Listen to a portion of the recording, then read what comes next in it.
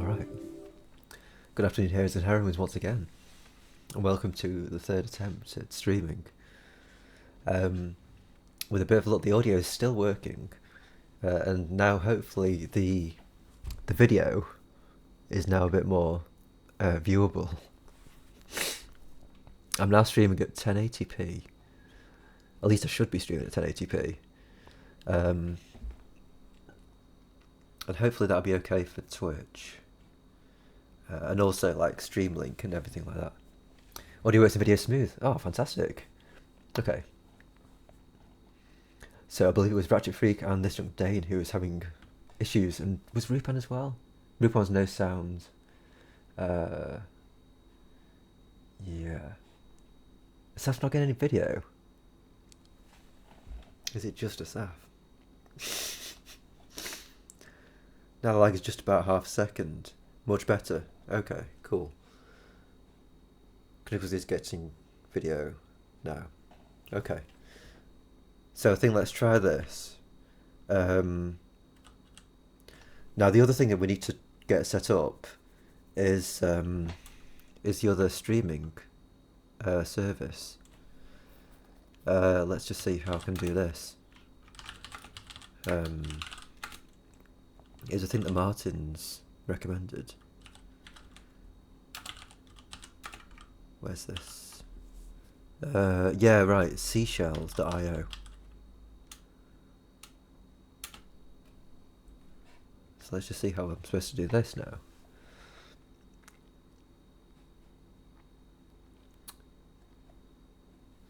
So, yeah, I'm just looking at this, by the way.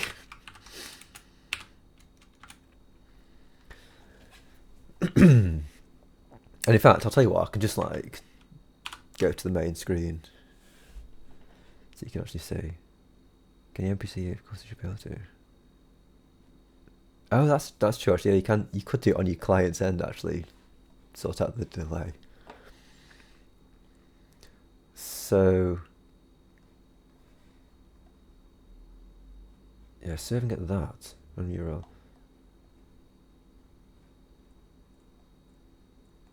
Pledges output, do that.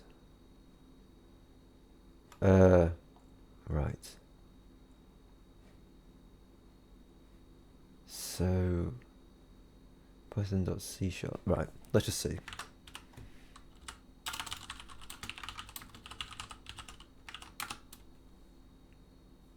Ah, fantastic, that's helpful.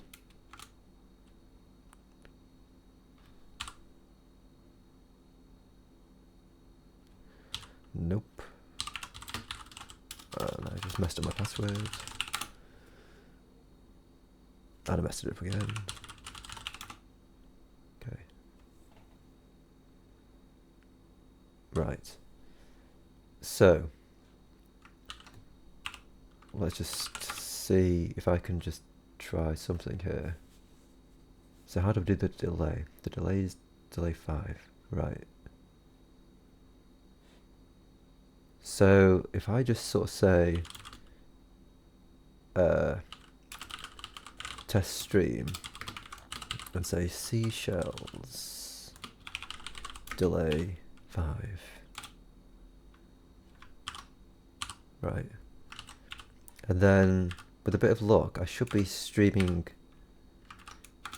this should hopefully be streaming to that URL.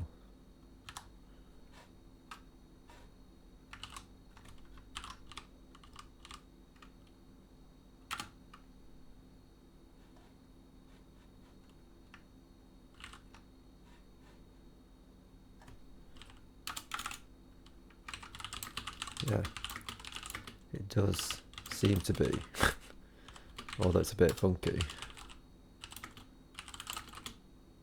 Bit funky. Yeah. Okay. So maybe this won't work very well, but I think we could try it and just see how it goes. That's interesting. Am I actually still right into the... No, I'm not, am I? No, so I think you pipe an individual command to the to seashells, I think.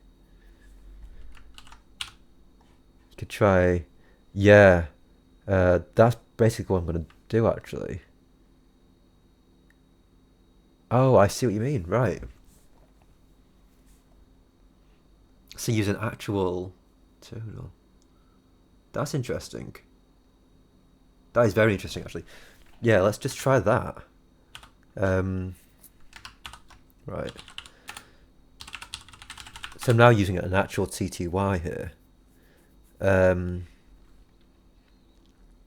that was Vim. In fact, can I just tmux into this? Yep. I don't know how I'd copy this, though. Well... Oh, mind you, if I'm in... Oh, that's true, yeah. Because it's all tmux, so it doesn't matter. Right. So let's just go back to there. So I can actually... Well, do this.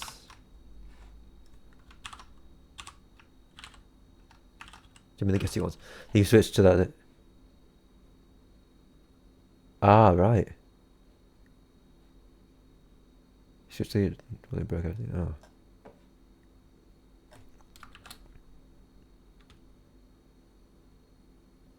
Well, this is where I'm serving up the other one.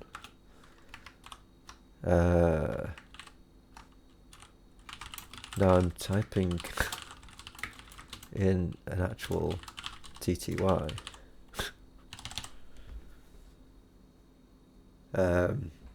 Unfortunately, though, while I'm here, I can't see what seashells look like. Looks like, because I don't have Keep Browser up.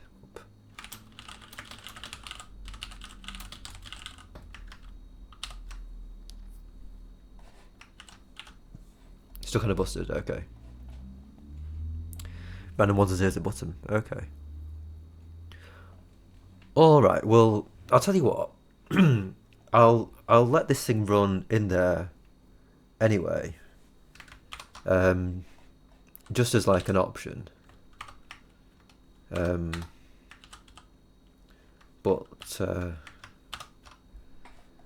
you know, if it doesn't look good, then just don't bother. You can just watch it on the stream. So yeah, let's just see if I can actually. Yep. So this is the thing that I actually want to be doing, and I'm going to be actually playing back my installation here.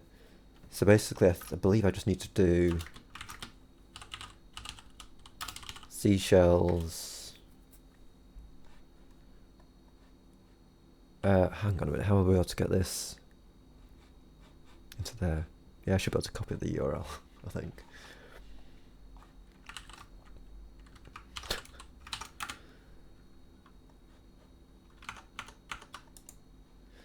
So seashells delay 5. Okay. So yeah, I think we're ready to go. I can't remember what I'm showing you now. Am I showing you the actual... Yeah, I'm showing you the screen. Okay. So yeah, I think we can just go for it. I'm not exactly sure how long this is going to take, because I can't remember how long the installation took me. But with a bit of luck, we'll be done. We'll be done and dusted as soon as we can be done and dusted. So, yep, I think let's go for it.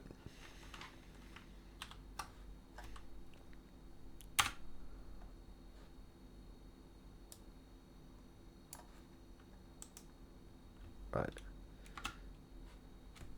So, yeah. So, what we're seeing here is this is the starting point for when you first of all install Arch. When you first of all boot into the installation media, you're presented with with a shell and you're logged in as root. And in the directory, you'll find an install.txt file. And that is the file that I'm currently looking at here. And it basically it summarizes basically what the process is, to sort of help you, guide you through, obviously. So the first thing here, load keys UK. That is because otherwise, some of the keys are like they're in the. I think it's the US mode at first. So I needed to do that, so I didn't need to have to mess around with like having to guess which were the right keys. Yeah, and I think throughout the actual process, I try and refer to the thing and highlight stuff in it to kind of draw people's attention to it. So I didn't really explain how I knew that UK was the way, but you can find all the things, all the possible ones in that file which I highlight. And then this bit is just checking that we're in UEFI mode, which I believe is kind of like the standard these days. I think maybe a Raspberry Pi might not be UEFI, but I think for most, most motherboards these days, I think they use UEFI. And then the next thing here is then connecting to the internet. That was using Wi-Fi -menu, I believe. And you can also see up here that I'm actually working within tmux in the actual process. And you didn't see tmux being installed. I had to install that separately. I had to install it before starting the recording. For some reason, I can't remember exactly why it was. Yeah, I think there was some reason why I just had to do that, basically. But you could just install tmux yourself during this process here, using Pacman, and quite soon we should see Pacman being used. But this bit here is setting the time.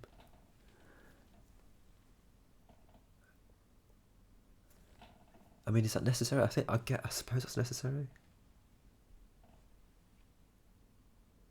I mean, it's possible it's not necessary, but the installation guide says to do it.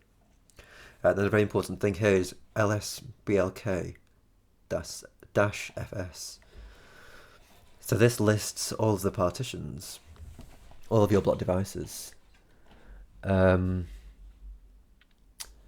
So a little bit of explanation here. SDA is a new drive that was like unpartitioned, which I wanted to use to actually perform the installation.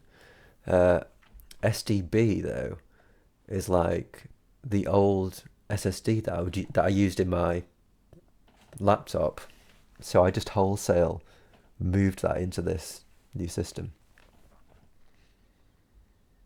And the importance of LSBLK is basically so you make sure you're using the right using the right disk, because GDisk performs sort of a destructive, like, permanent thing.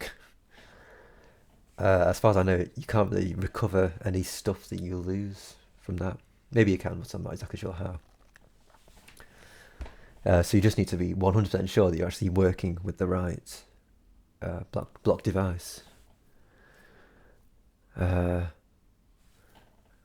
So yeah, when you first get into here, you want to first of all hit the question mark to bring up the help text, so you know what you're actually, so you know how to actually use it. Yeah, yes, I need an EFI system, and quite soon actually, I believe that I start to do some research on the internet, and that is to do with it's. I wanted to confirm exactly how you create this partition, because I remembered that there's a boot flag which you can set.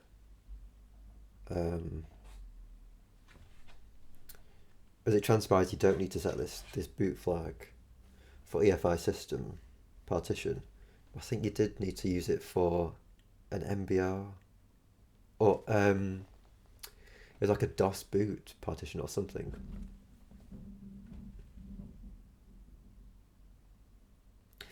Yeah, I think at this point I actually go no, right? Oh, I don't. That's interesting.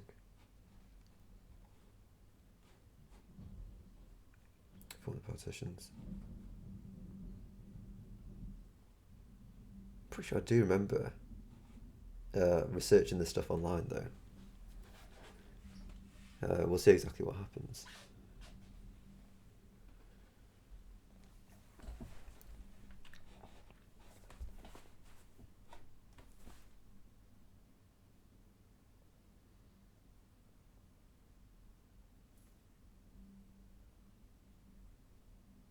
Yeah, here we go. I'm going back into it, and I'm sort of seeing if there's any options for doing the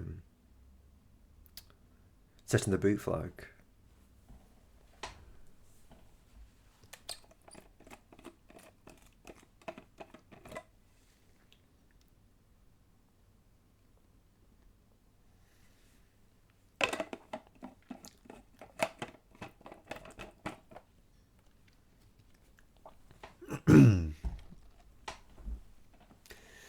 Yeah, here we go. Installing E-links.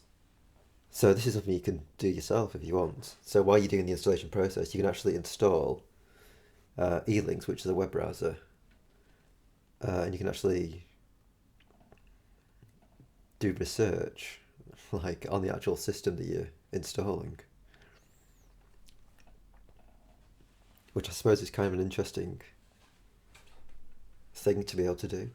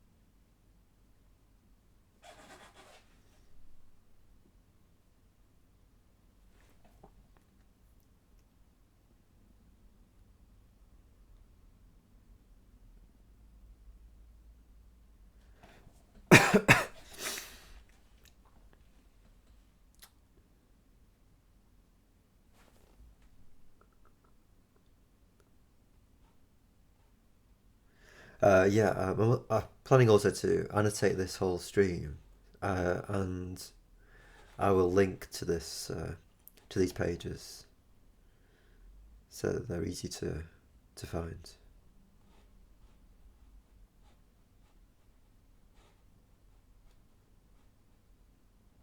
Oh yeah, I should also have mentioned that this is a bring your own music stream.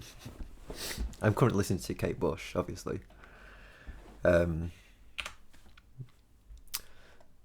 But yeah, I hope you've all got your music going at home if you want to be listening to music.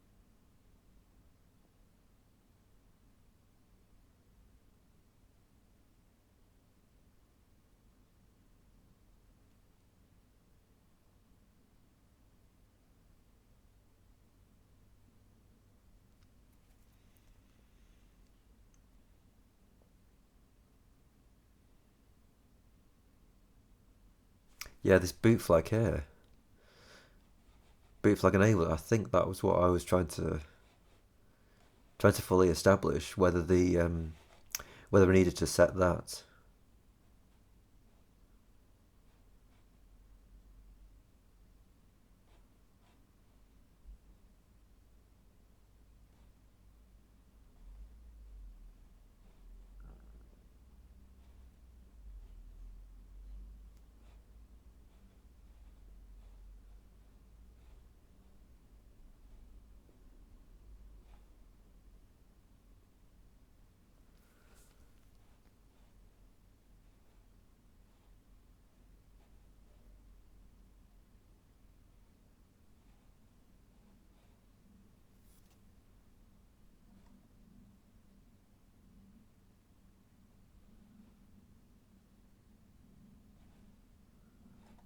It might be the BIOS boot partition that you need to set the boot flag for. It's possible that's what it was.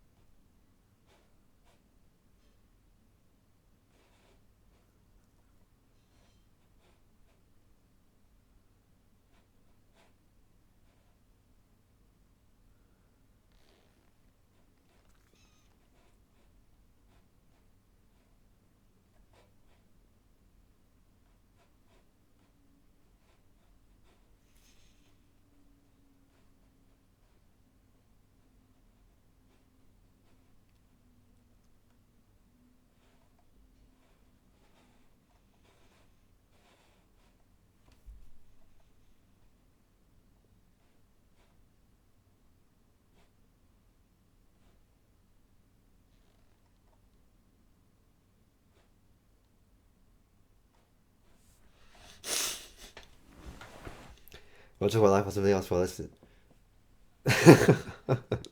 That's a good suggestion, Knickles.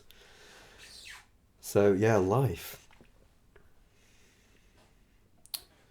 Curious, how much do you like while streaming?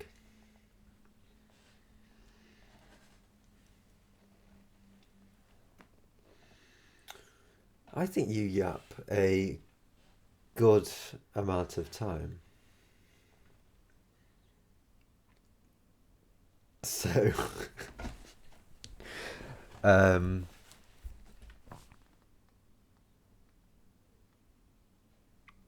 I think you yap insightfully and in moderation, I would say.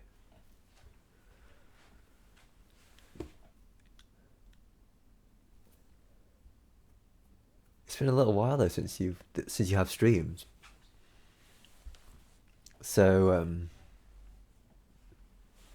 yeah, I'm just trying to remember.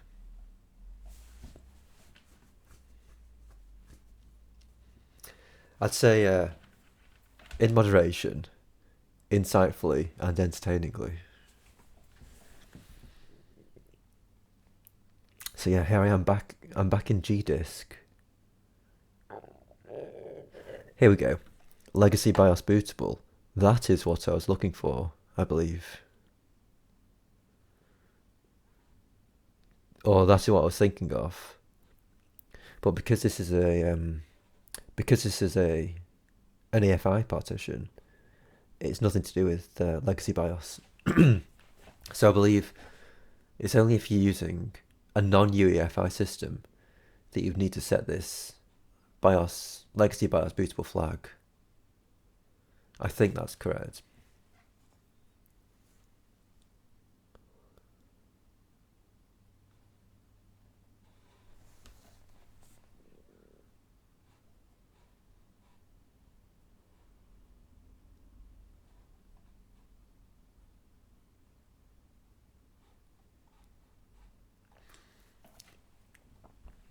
And what am I doing here? Am I just now... Oh, I think I'm now seeing... I'm now seeing if the EFI partition gives you the bootable flag automatically, I think. It's something like that.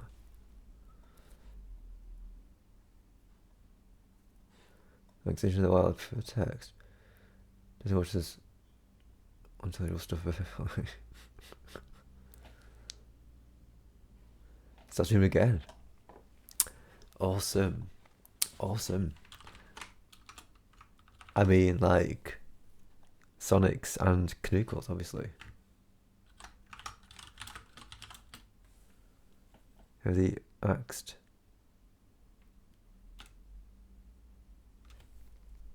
Huh.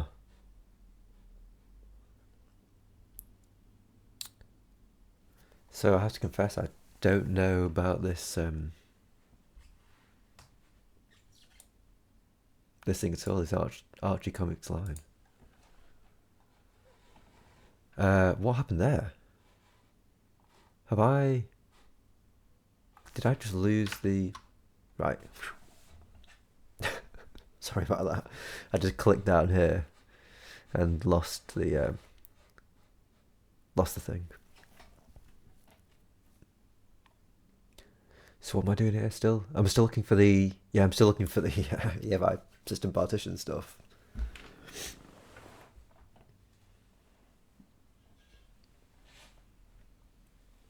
And on the subject of like unintelligible stuff, I'm kind of pretty aware that I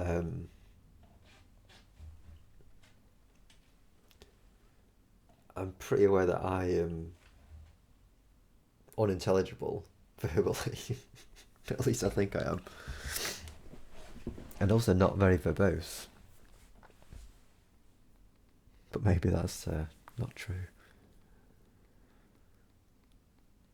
Yeah, right, so now I think I was just looking at the GDisk manual there. Which we haven't touched on yet. Them distracting Knuckles says. Yeah, so that was to read manual pages. You can actually you can run man on the command line. But there I was actually looking for the manual page on the internet for some reason.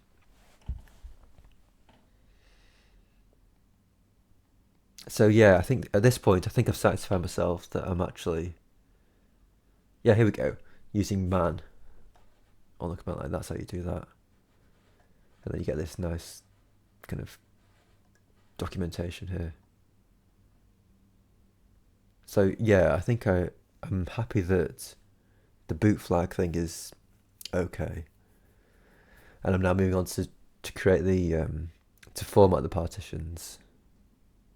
So I've done the partitioning itself, which is with GDisk, and now I'm doing the formatting of the partitions with MakeFS.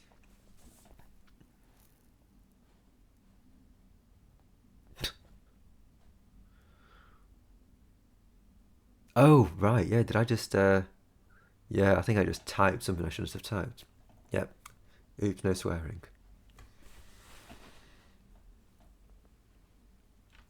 Found both both of intelligibility and verbosity. You're just too humble, like one of the British gentlemen says. The classical answer, I mean, arrogant posh wanker, of course.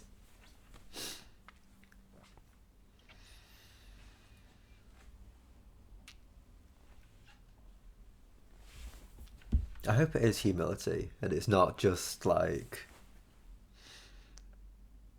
actual lack of knowledge.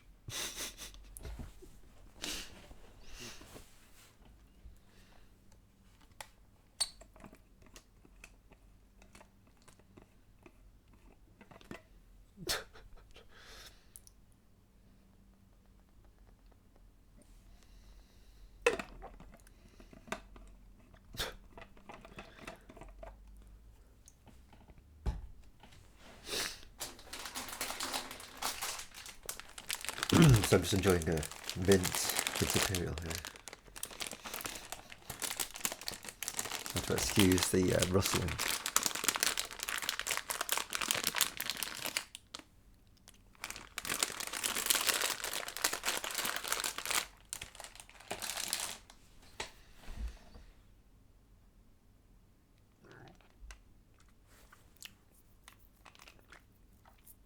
Oh yeah, right. So another interesting thing about tea mugs is you can actually copy the you can copy stuff while you're inside it. So I think previously when I'd done this installation process, I didn't really know about tea mugs. So I think what I used to do is I used to actually write down the like the UUIDs on paper and then type them up.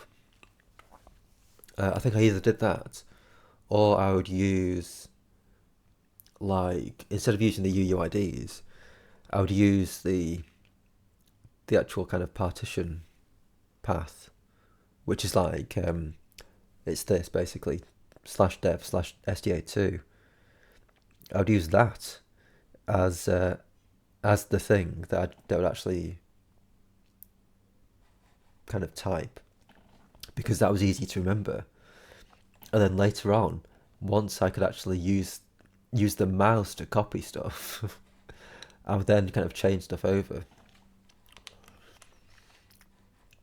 And let us know what can you stream. This is very true. Of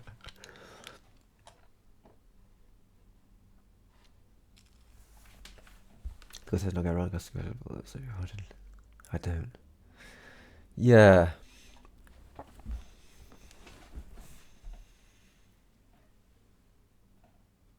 Yeah, I guess I do tend to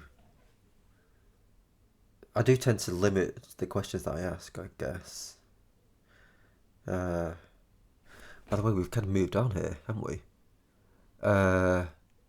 Yeah, right. So I'm now following the guide again, and I'm now mounting the file systems. I could have annotated the stream. I am going to be annotating it, yeah. Which would be an interesting experience for me. So I believe the old guides used to say that you need to mount them in a particular order, but now it doesn't seem to matter. And here I'm installing Reflector. I think I've installed Reflector, and I'm just now using it to basically what Reflector does. It allows you to kind of pick the fastest mirrors that Pac-Man will use, because I assume at some point I'm going to be installing a bunch of stuff from Pac-Man, so it kind of makes sense to use the fastest mirror, basically.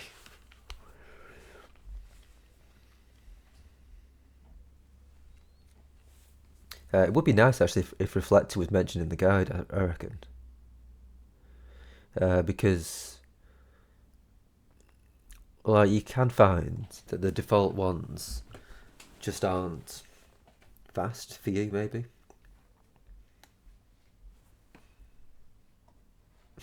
Yeah, I'm the same actually.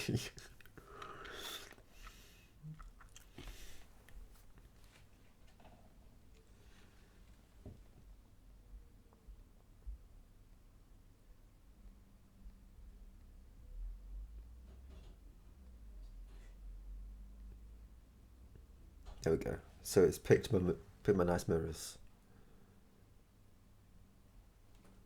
Yeah, here we go. Install the base packages. So that's why I did reflector.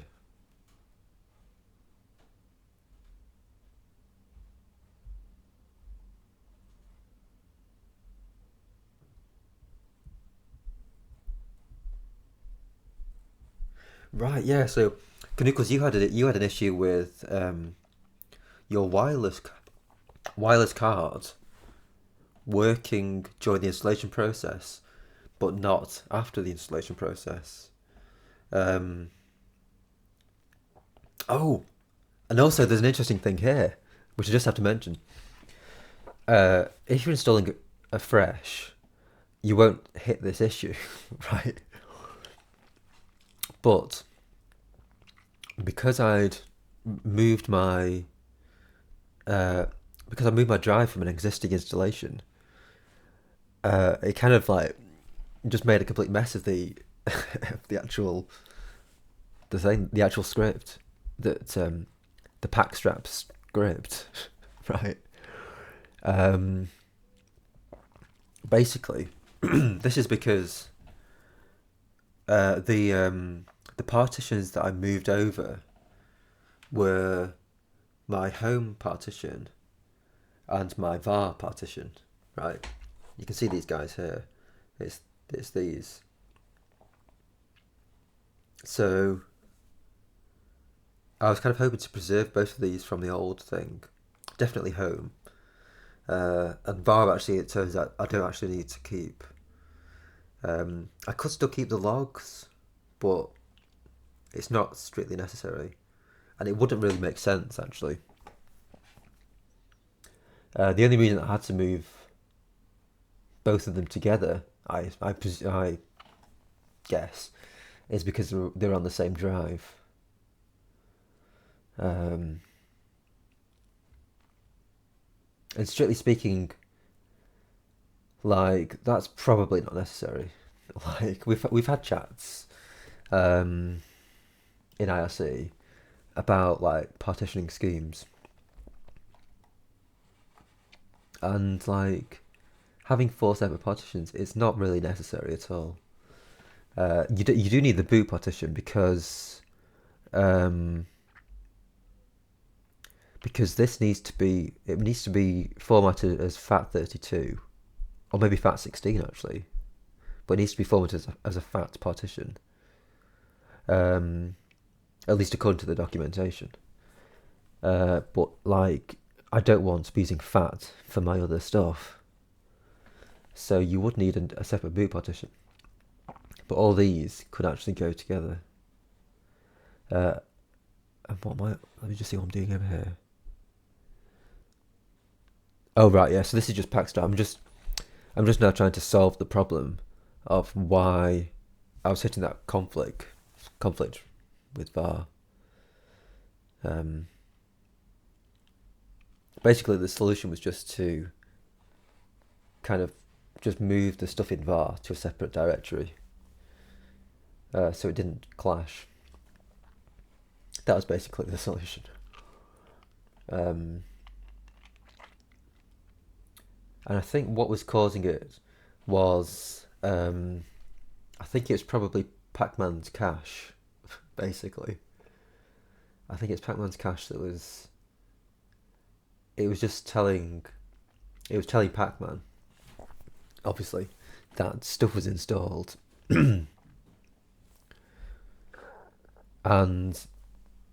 which wouldn't have been correct because it installed stuff to the root fs, which was blank. So it was just a bit messed up, basically. But yeah, just going on about the partitions again. Like in the past, one of the reasons that I kept them separate was so that I could like have a smaller. I could have a smaller drive that was just for the operating system, and then have like a larger drive for the home. because they use up so much, vastly different amounts of space. Like you can sort of see that the boot drive only takes up 84 megs. The root drive is the root drive is currently taking up 237, but that's because I put all my Steam games on there. The Steam games used to be on home, but without the Steam games, I think it's just like 8 gigabytes maybe. Probably less. It's probably more like, I'd guess like 2 gigabytes maybe for the operating system. It's not much at all. So basically my thinking used to be, here we go. So, this is just moving the packages out of the way, which I don't believe will solve the problem. I should still hit the conflict, I think.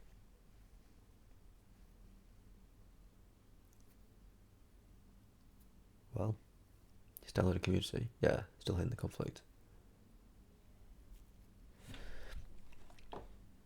So if you look here,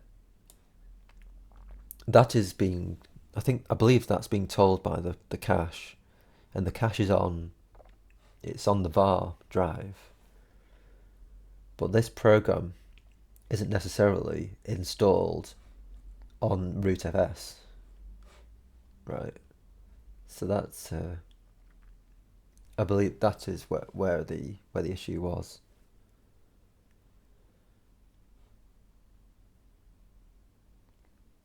And I guess like Packstrap assumes that there's nothing installed, I think is what it is.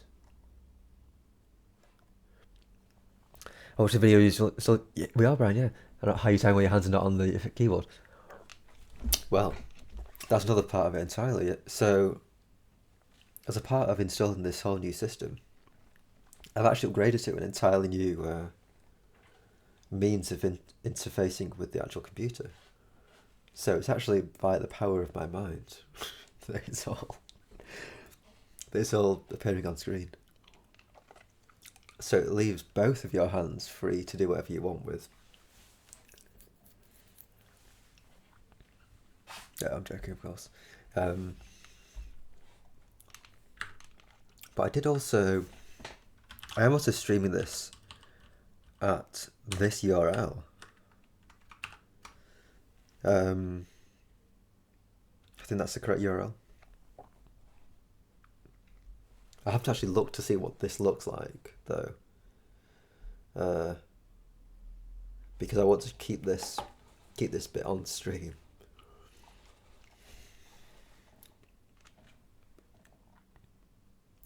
More than 30 seconds. I'm not sure actually. What if we say stream after it's okay? See, because it's a video how it's not a video. This is actually it's a recording of the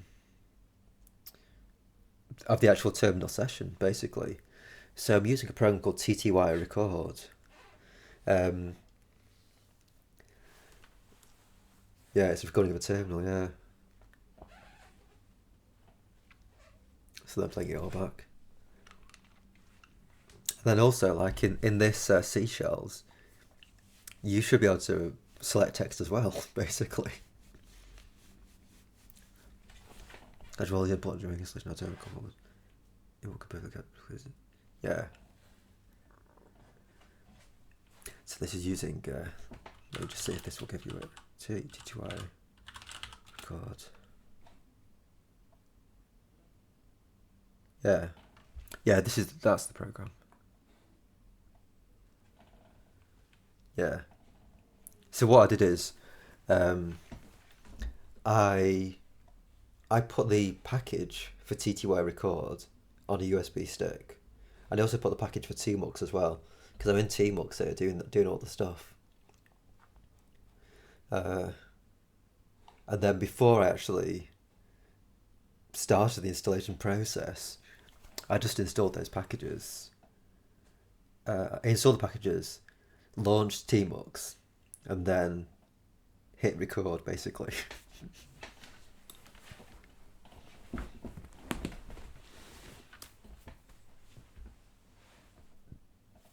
And here we go, I'm explaining this stuff that happened. After it's all set up, I'll see if I actually want. So yeah, I haven't actually done this yet. I wonder if there's anything.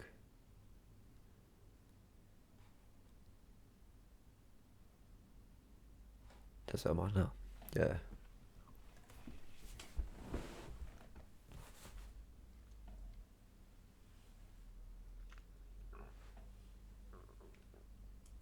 So I think to solve that problem, because I wasn't actually watching the stuff, I think I just moved it to the backup directory, basically. Or did I just rename? I think I just renamed var to like var.bck or something, bckp.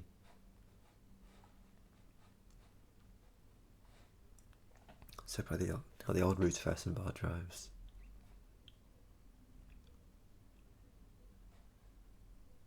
Yeah.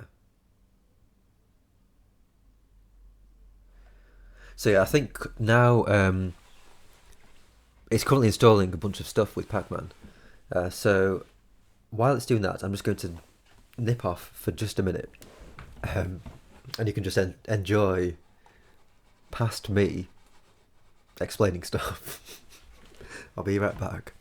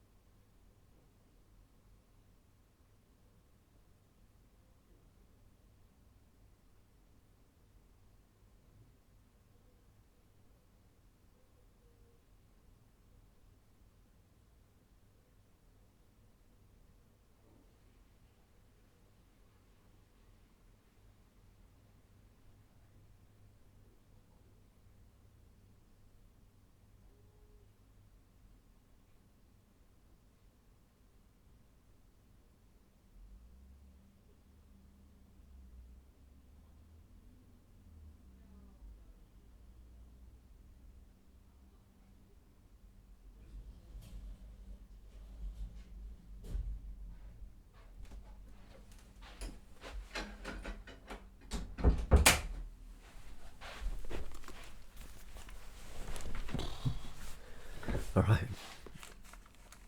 Who's gonna watch me do size after the stream? Me, obviously. There's surely never heard one. Yeah, let me just think of how long this might take.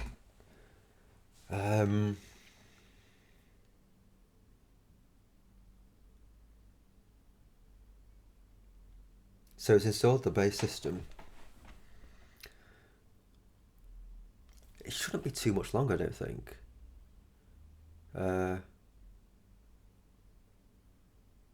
time did we start? Wasn't it? Didn't we start about an hour ago?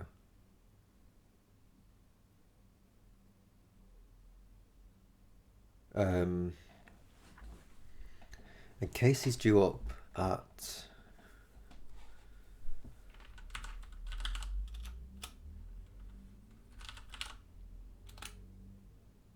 case he's due in 3 hours, okay. Yeah, we should have plenty of time. Yeah, I'm sure it doesn't take much longer than... It definitely doesn't take anywhere near 3 hours, so... Yeah, I'm in there. I'm in there. I've got my seat booked for the Knuckle stream.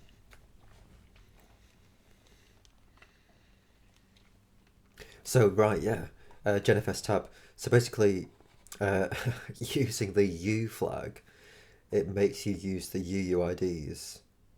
I think previously I used to use the labels. I think that's what it was. And the labels were basically these guys, basically. It's like boot, rootfs, far and home. But the UUID, on for about an hour. Right, yeah.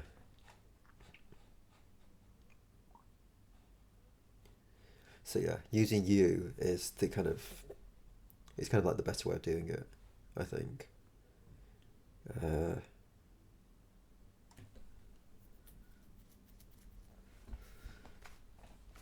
Why is it the better way though?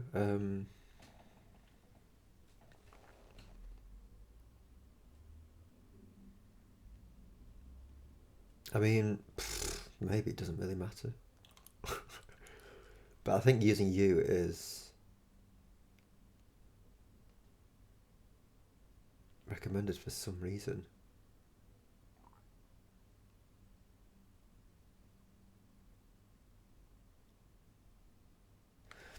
I mean, I guess it doesn't matter because... well... The only way you can change the UUID is by repartitioning. And similarly, the only way you can change the... Oh, sorry, reformatting the partition. And the other way you can change the label is by reformatting the partition. So I guess the only benefit of using the UUID is that you need to be using the actual drive. So yeah, you can only have one drive that has that, or one partition that has that UUID. But many partitions could have the same label. I think that's basically the reason why you'd want to use UUID. Right, I wonder if I can beat Sonic 1 in hour 2. Gosh, really? Is that possible?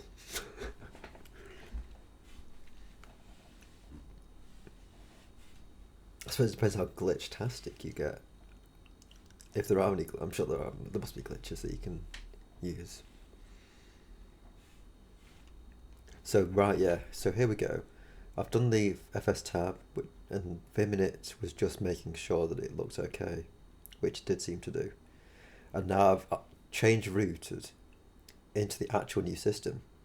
So until this point, I've been working in the installation medium, and now I'm actually in the change route itself. And at this point, although I do have the wireless stuff up, when I reboot into this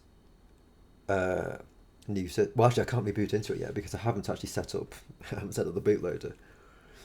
Well, basically, you'll see that I'm redoing some stuff here, which is like the time zone stuff, which you may remember that I did earlier on.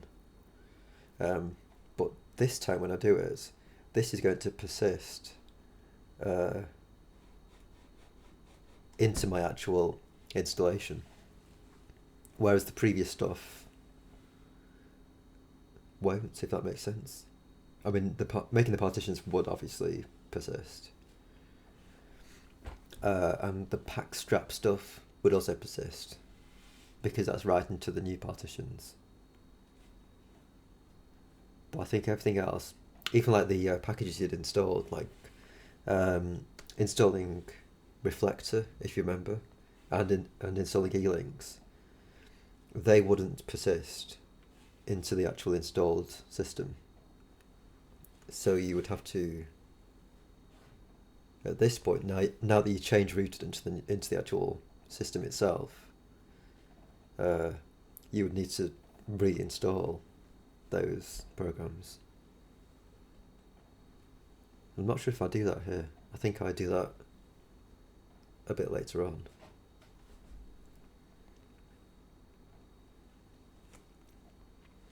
Actually, also, just on the time situation,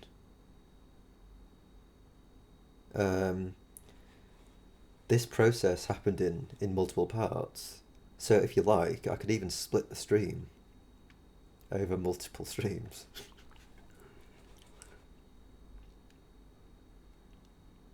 So I suppose we could kind of gauge how we feel, like when I get to the break point. We can see if we want to like call it, and I'll go to Nicholas's place.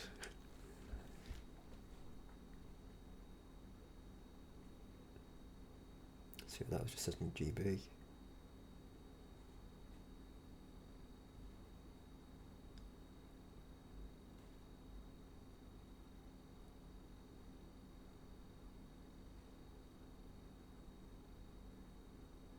Oh yeah, right. So you remember I said that before doing the installation process, I installed the tmux package and the TTY record package. I also copied over my old tmux configuration. So this isn't actually the default tmux config. This is like my configured one. So yeah, if you want to use this, then I'll upload it somewhere. I think it's probably my GitLab repo already, so I could probably link to that, I think. Split streams, go to mine. I was just basically saying that, like, the installation process happened over like multiple parts, so I had to record multiple TTY record sessions. So I was just kind of saying, like, when we get to one of those splits, we could see how we feel, and if we're hankering for some Sonics, then we could like split this stream here and go over to yours, and I'll do like the next part of the installation in another stream. I'm just now trying to think how long the other parts are. Oh, we might be able to guess actually how long they are from the size of the TTY record files. So yeah, when we get there, let's have a look at the size of those files and try and guess how long left there is.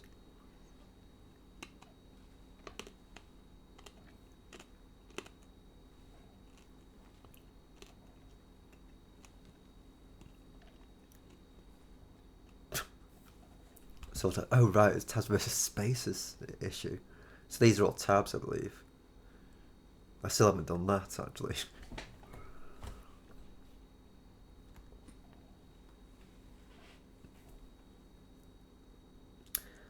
So yeah, network configuration, right. So this is for the new system. And also, this fails here. Not because of this, but it fails because we're in the change route. So I think this part of the documentation is actually misleading. The newly installed environment has no network connection.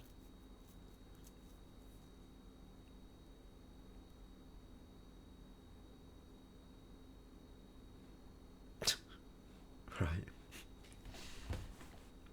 We're getting there. So it's worth mentioning also that Pacman is just, it's nothing special. It's not specific to the installation medium. This is your actual way of installing software on Arch Linux. So yeah, running in change root, ignoring request. There you go. So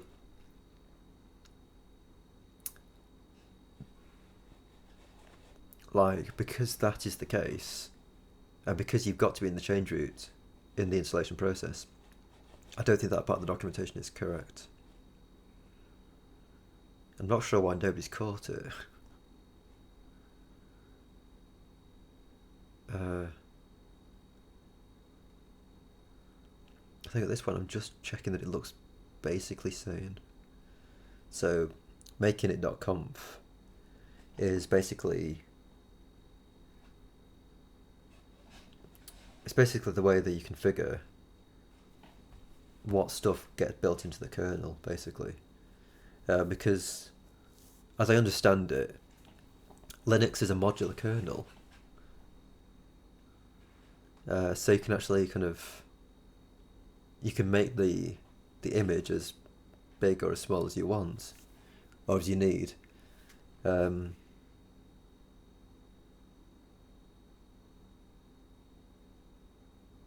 can also compress it in different ways as well. And this file here is how you actually do that.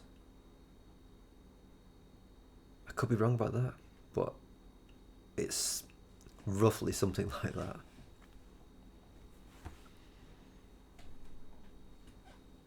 What was I just talking about there? It's like I was talking about the wireless. Oh yeah, I was talking about Pac-Man, wasn't I? Yeah, right. So you see how quickly all the Pac-Man invocations happened? Like, that is just how it is. That's just what it's like to use Pac-Man. Like on a daily basis or whatever. So it's not like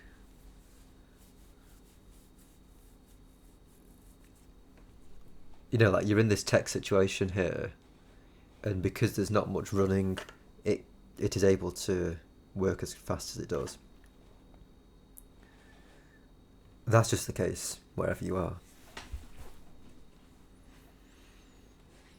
And that's part of the reason why I like terminal applications, I think. It's because they are just fast, basically.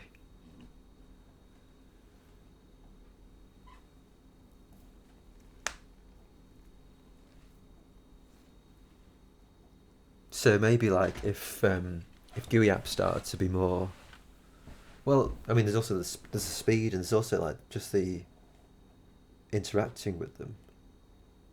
Like, I quite like to use the keyboard. I'm not much of a fan of the mouse. And actually, throughout this whole process, like, there wasn't even a mouse plugged into the computer. This is all keyboard-based stuff.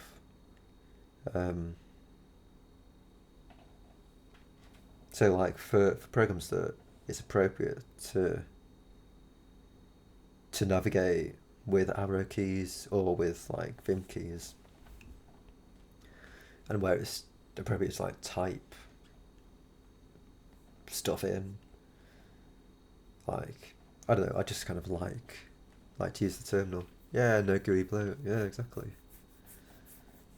That's basically it, really.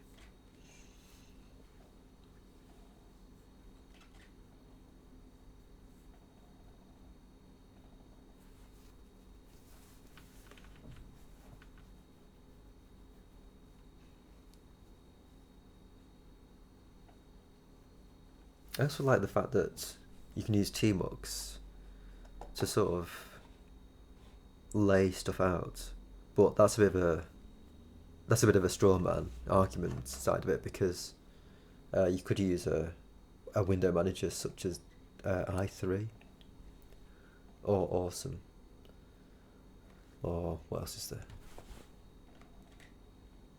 I can't even think of more tiling window managers. But you could use one of those kind of window managers to lay out your stuff kind of nicely as well. And actually, that's something I might do. I might do another one of these streams in which I kind of switch to i3 or something, because this is something I wanted to do since the start of the year, but I just never got around to it.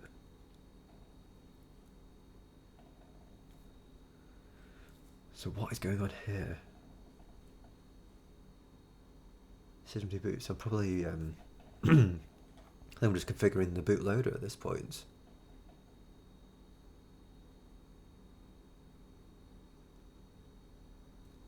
I assume.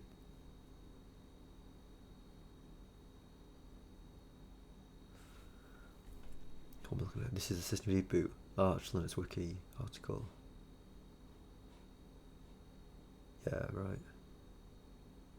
So I think we'll probably see me copy this line.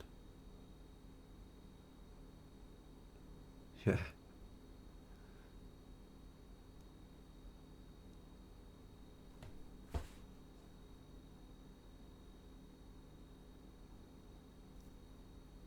So, okay, that's installed.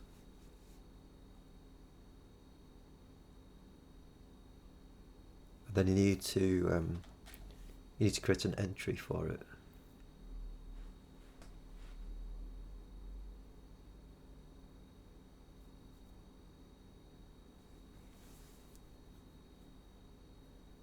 Typing is hard. A good design will enhance your experience. Okay, I think part of why I still use GUIs to promote some things is you can quickly look at the windows and immediately see what is needed. You don't need to do anything extra, of course, due to how you can script bash your shell.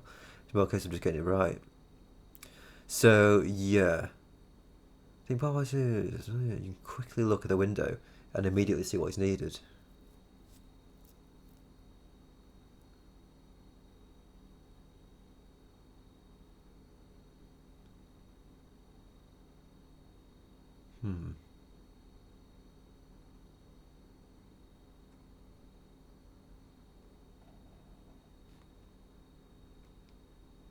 Just getting a bit of a lost art.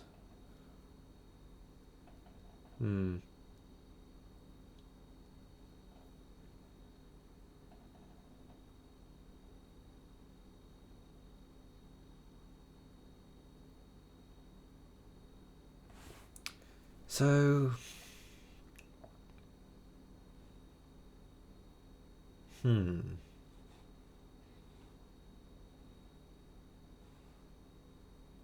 just thinking about this immediately seeing stuff. Because like all of the stuff that you see on screen, apart from Conky over here, and obviously the window manager, all of the stuff is like terminal based stuff. Like you've got a terminal here, you've got a terminal underneath.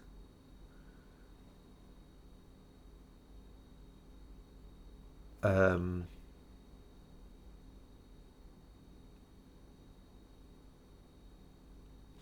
mean, I could put some of Conky into my terminal as well if I wanted to. I could put it into my tmux line up here.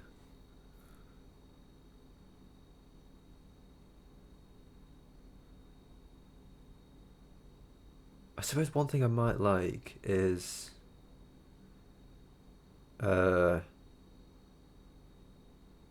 maybe some visualization as to what is happening with the stream actually. Like I might like to know like dropped frames information, and maybe like audio levels.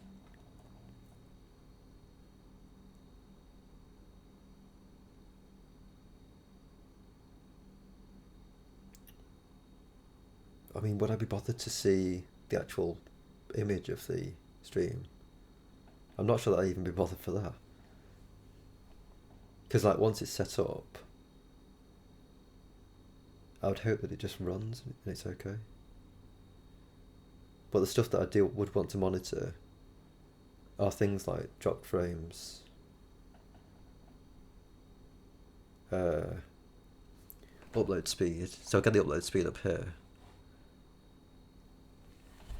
If you're looking for files and you're seeing a list of files in a nice organized way, you should confirm what you're looking for quicker than just typing. By the time it's really sort.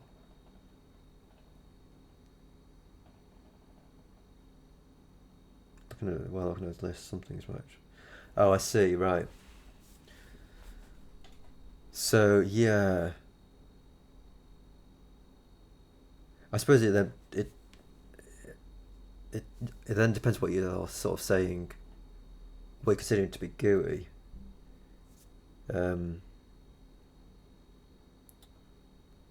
You know, because there's such things as TUI as well, which is a terminal user interface.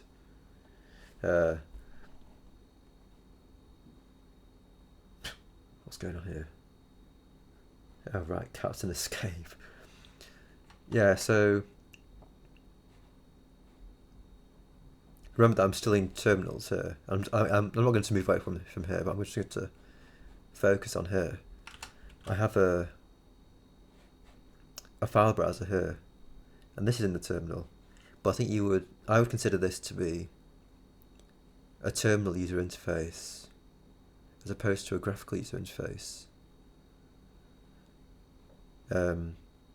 So would you draw that distinction, like between terminal user interface and graphical user interface, or are you kind of counting that's the same kind of thing?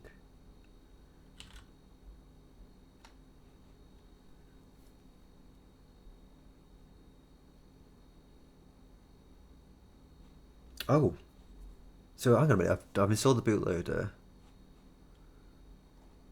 I think I'm double checking here. Oh, I need to do the Intel microcode thing. So yeah, if you're on an Intel processor, just remember to install the Intel microcode, basically.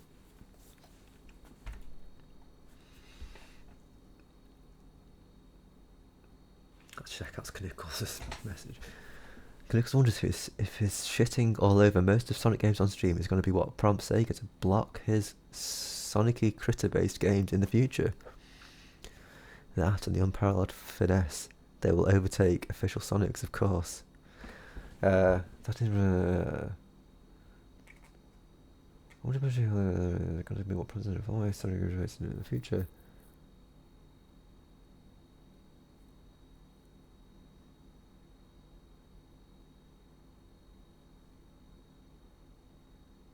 Google was kind of useful for thumbnails, even though just kind of different facets, different icons. Ah, right, yeah.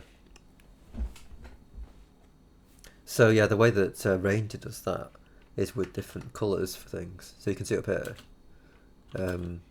my directories are blue. My CRW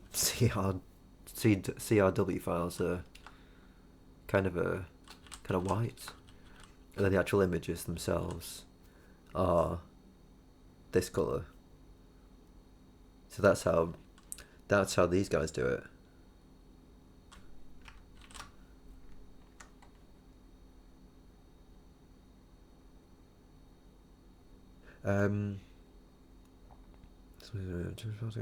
Icons.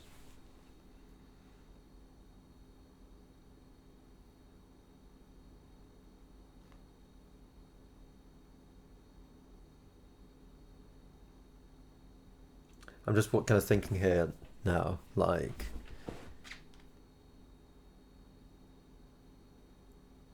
do we care about file types? I suppose we do actually. Like, if we want to see exactly how much of what we've got, it'd be useful.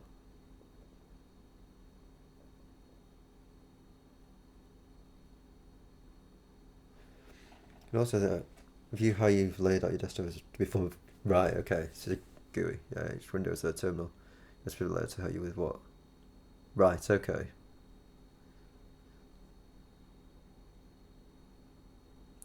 Of course, running files will work too.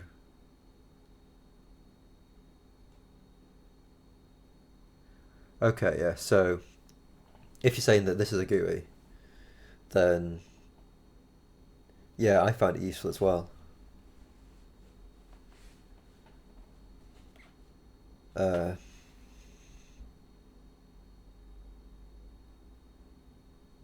Yeah, I've tried to use less in the past. Sorry, not less, but ls.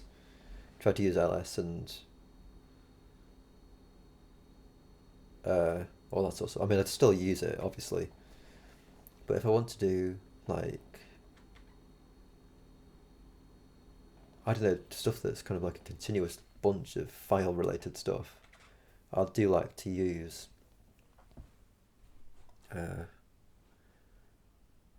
Ranger first of all, but I do like to do like split screen stuff so I can see like a list of files and then operate on those files maybe. I'm just going to cancel streams at least 5 viewers. What if it's a case where you spent the time on Eternal, you can get most of the advantage of a GUI? I suppose.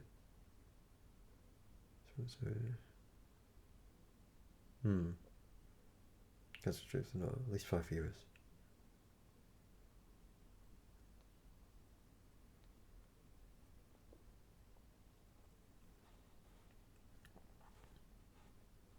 Oh, right, here I'm actually researching DM crypt, am I?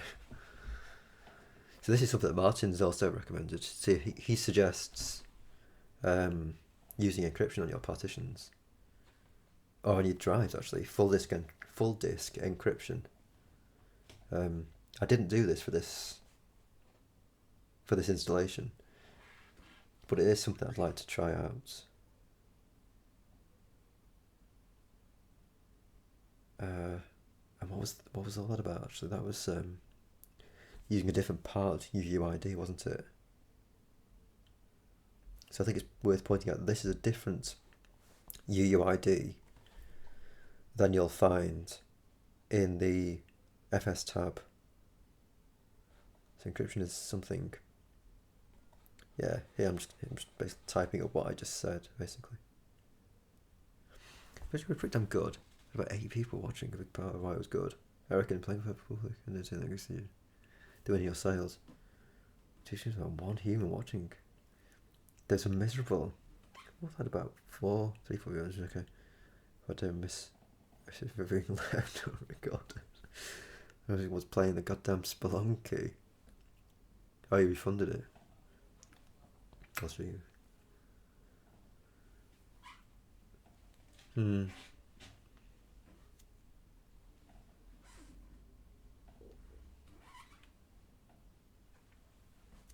I suppose I don't really mind how many people are in, I don't suppose. I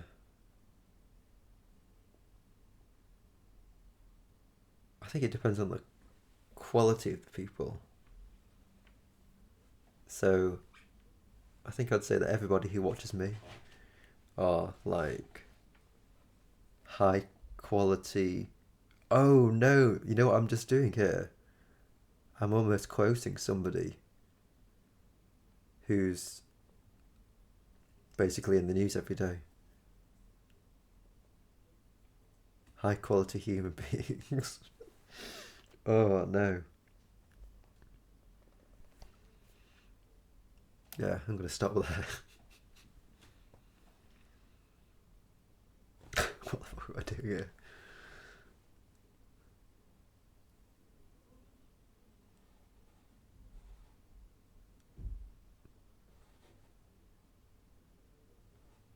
So what's going on here? So I've done my bootloader. I'm probably here just confirming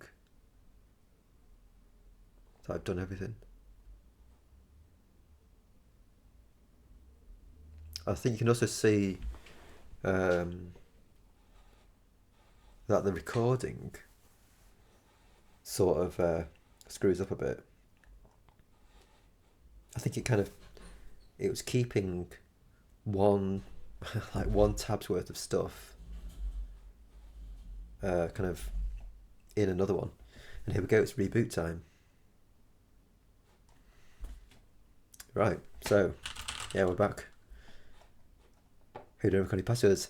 I do recall passwords, Brian, but they were cleverly changed for the purposes of the stream. I assume Sage should talk to the net, even if no one is watching when starting out. Ah, shut to the net. You know, just taking fun of work of an hour.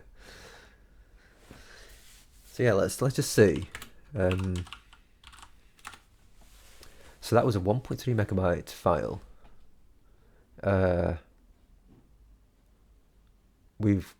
that took about an hour and a half, didn't it? So first boot. It's got first boot and then config. And then inx. So yeah, I seem to remember when I got in inx, that was just like 5 minutes or so. 1.3 megs. I guess we could watch the first boot, because that's only 48k.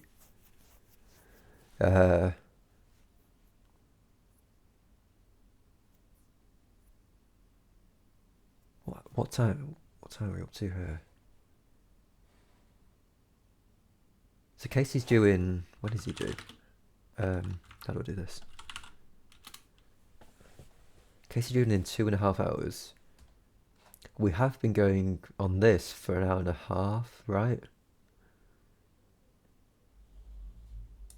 So we've definitely done more than half of the process here. So yeah, that's an hour and a half. Maybe this is like 30 minutes-ish. I don't know why this is so high. Well, maybe that's just, yeah, maybe it is about 5 minutes. And then first boot. See, the first boot is actually owned by root, so I probably can't run it. So yeah, how do you guys feel? Should we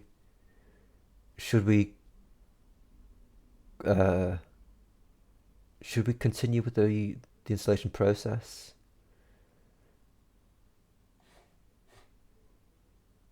Or should we go over to Canucles' place just for some Sonic?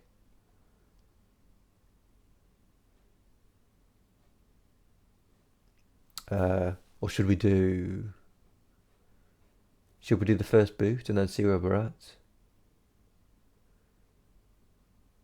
I wonder why that's so short though. Oh, right. I think all I do in first boot is create my user. I think that's what I do. And then I change to my actual user. I think that's what happens. So Interfaz is shrugging.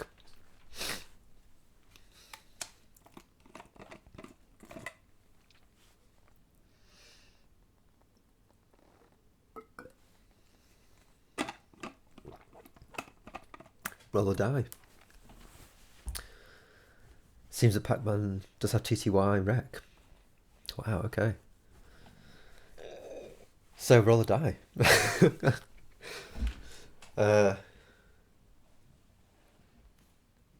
Sure, what's clinical stream? Asking later. Ah, okay, interesting. All right then.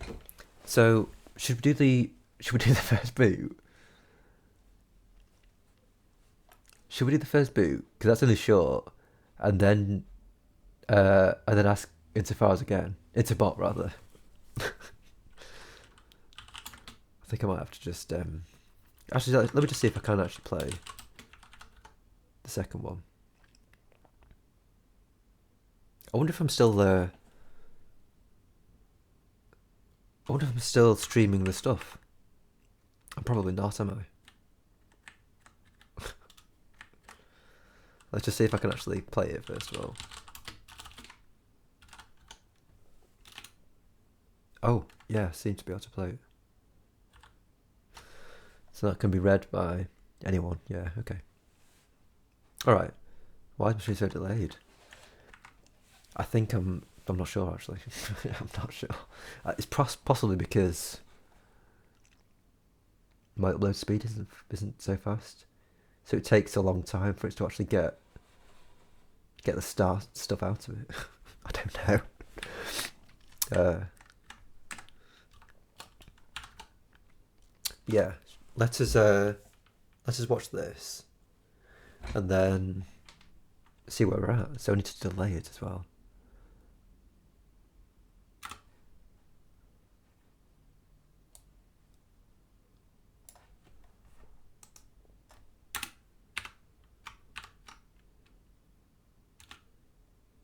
Okay.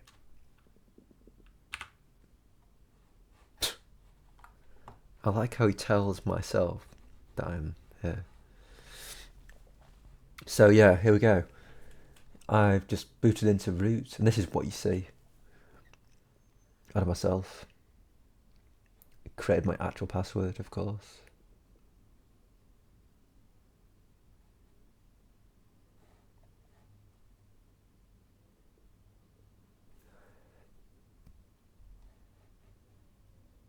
Ah,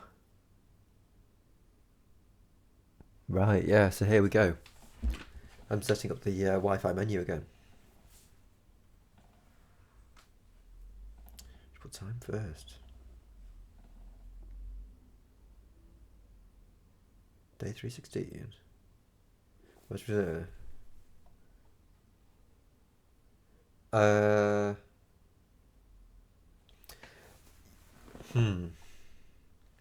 So this is streaming in real time. So it will be behind anyway. So it wouldn't matter when I... It wouldn't matter if I say what the time is. If you know what I mean. I think that's what you were implying. So package file updates. Yeah, actually, package file is an interesting thing to mention, actually. If somebody tells you to run a command and it says, like, command doesn't exist, you can use package file to tell you which package contains that command. And you can also tell your shell to actually automatically do that if you run a command not found command.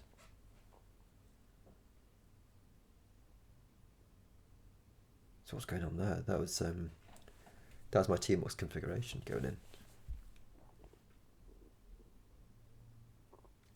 It's not what time does. I don't know how long it takes. Oh right, you mean my actual command? Oh, I see. I suppose I could have done that. Yeah. Yeah, it's to save me guessing. So what are you doing? Change shell. Okay, yeah, because the default shell is bash, but I like to use ZSH. And I suppose that's a whole other question entirely. Like, why do I use ZSH over bash? And I suppose like it does kind of nice syntax colouring.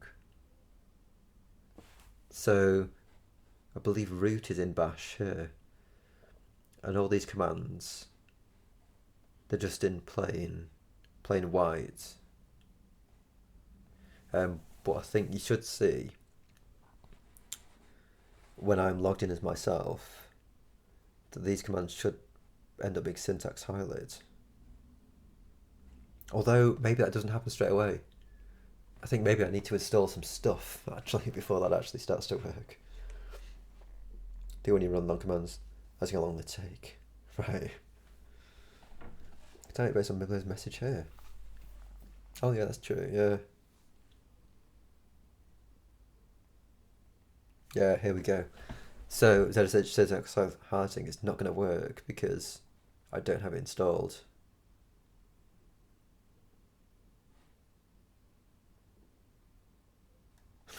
Yeah. So this is still the recording.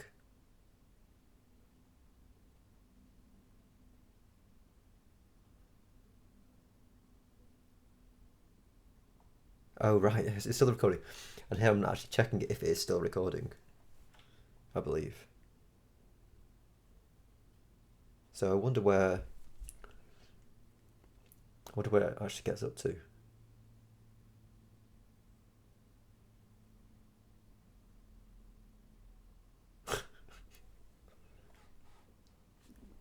Yeah, I'm just pondering what next. Right.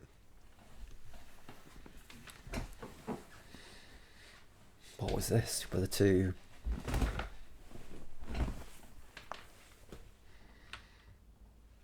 sudo. Yeah. So sudo basically allows you to do, it allows you to do administrative tasks like installing software as your ordinary user instead of having to become root, basically.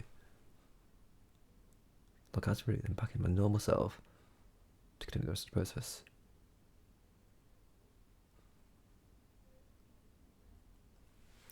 Just got to install stuff. Yeah, so I think that's basically what happens in the next TTY recording. I think it's just me installing stuff.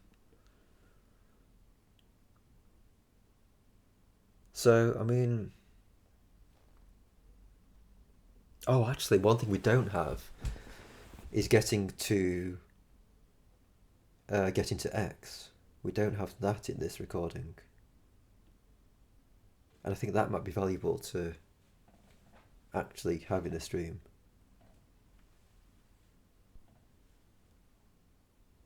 You know, if somebody wants to install it for like desktop use, then they would want to install X.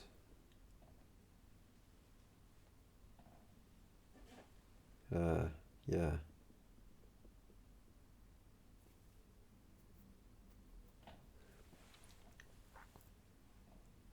So what would be the wrong terminology for like out for him?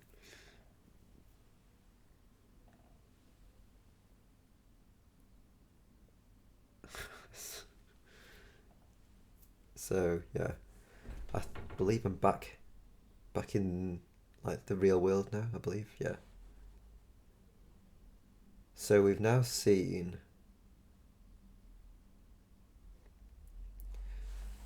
the installation process from the installation medium. We've seen the first boot in which I created my actual user. I believe that's it. Oh, we set up the wireless network. So we've got that wireless network configuration set up. So now I guess we can ask Entobot again what he wants us to do. Should we continue, or should we go to Technicals of Sonic stream?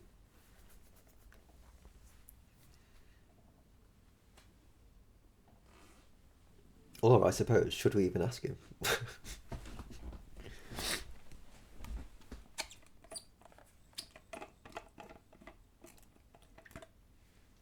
Actually, can I see here what time I called that program? Nah, it's got the whole...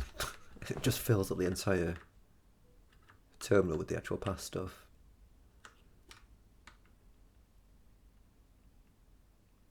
Yeah, because usually like... oh,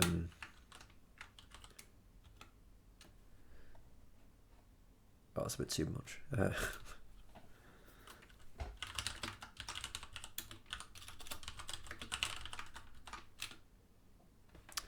Oh yeah, right. So I always forget that that it kills the exclamation point. Yeah, usually I can kind of gauge how long things take by looking at the time. Should we ask you? Without a doubt. Right, okay, here we go.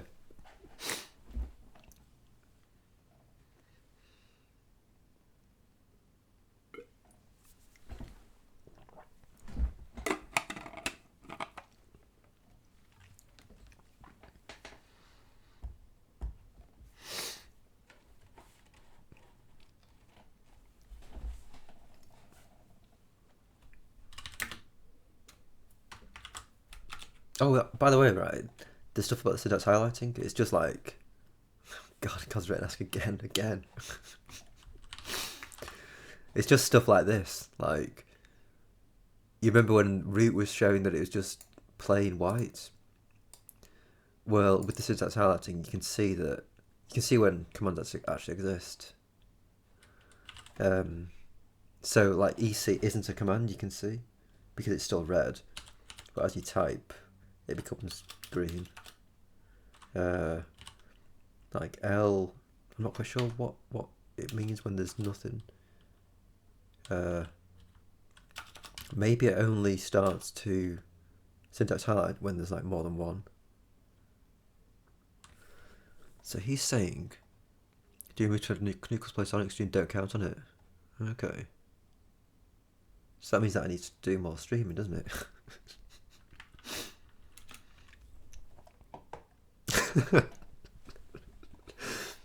I suppose that's, yeah. Alright, let's continue. I mean, with a bit of luck, it won't be too long. And hopefully we can all get to Knuckles as soon as possible. But let's carry on. So yeah, at this point, I think at this point I've logged in as myself, which is my newly created user, and because I'd moved my SSD over from the old system, I still had my home directory all set up and ready to go. So basically I have all my configuration, my Vim configuration, Tmux configuration, yeah, all my personal configuration basically all set up. And I believe I'm just installing stuff. So here we go.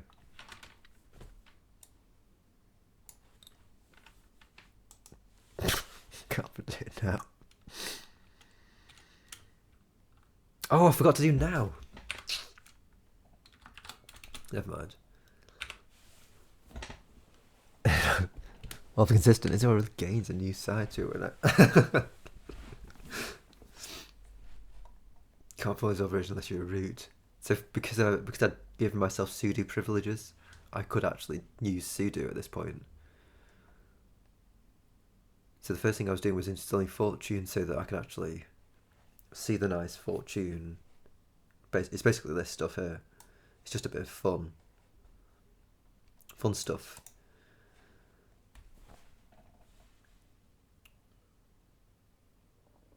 The next thing, right? So MPD. So basically, this is these three things up here, basically.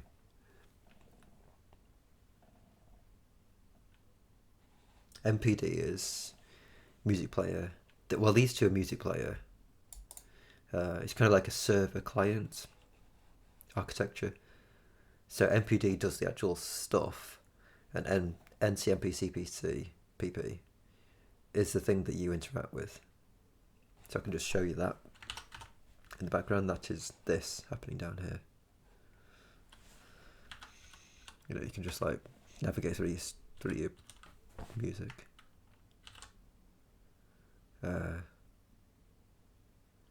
And Ranger was this guy here.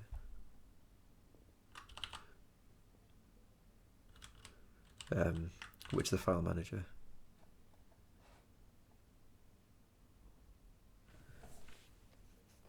And obviously WeChat is the IRC client.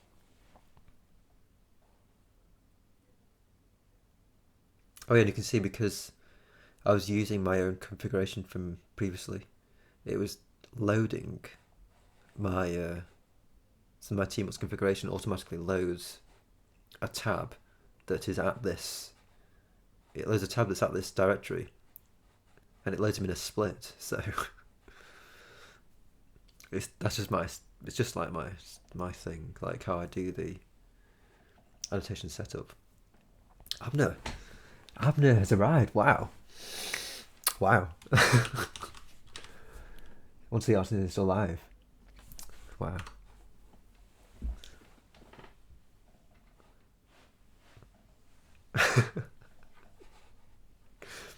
Welcome, Abner.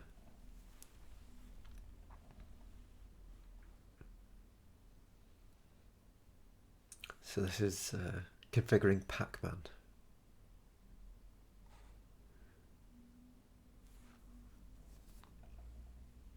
Again, a bit of colour and a bit of stuff.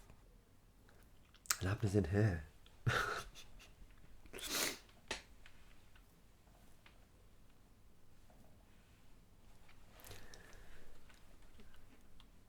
Miblo is starstruck. Miblo comes over all starstruck. That's a good point, yeah. Yeah, if InsoBot had said yeah, then there would be no stream.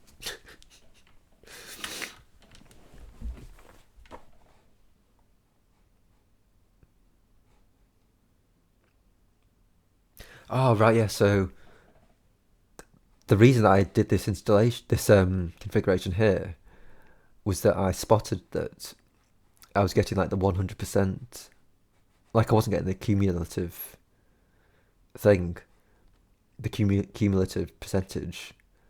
So I had no idea. Oh my god, and Chrono Track is now here.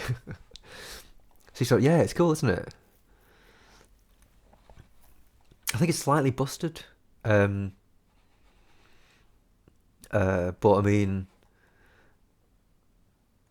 if they can fix it a bit so that it kind of like works perfectly, then it'd be amazing. And this was a recommendation of Martin's. So yeah, about the cumulative thing, you can't tell how much is actually left to install of the total. You just know how much of each individual package has been installed, which isn't, it's not super useful. I don't think.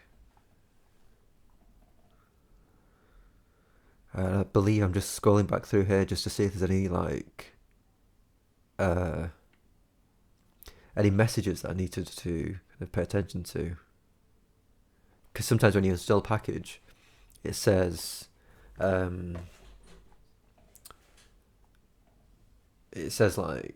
like recommended configuration stuff, or like if you've previously installed a program and you've changed its configuration, it can sometimes say pack new installed, at which point you want to like change, you want to see what changes there were. So a pack new is when there's like a new default configuration. And at this point I think about logging into WeChat, but then I realise this.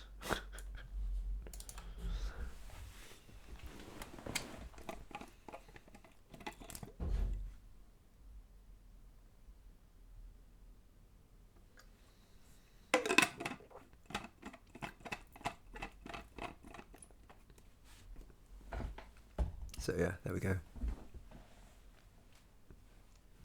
And for all the for any blind people out there, basically that thing just said I can't log into WeChat because I need to type my real password in. Although now I think about it, this would be really good for screen readers, wouldn't it? Like if you stream this stuff, like a screen reader will have a much easier time reading this than it would having to like try and understand a rendered version of the screen. So I guess maybe this is the future.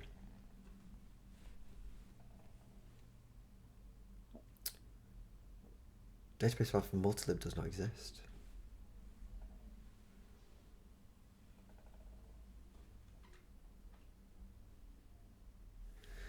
So I wonder why I'm installing e-links. Yeah, do you like it, Fiery? I thought it'd make it a bit of fun. Because usually streams are so kind of, they're so straight laced, aren't they? I find, you know, when people are just there, they're just in their square box. Talking Miblo, yeah.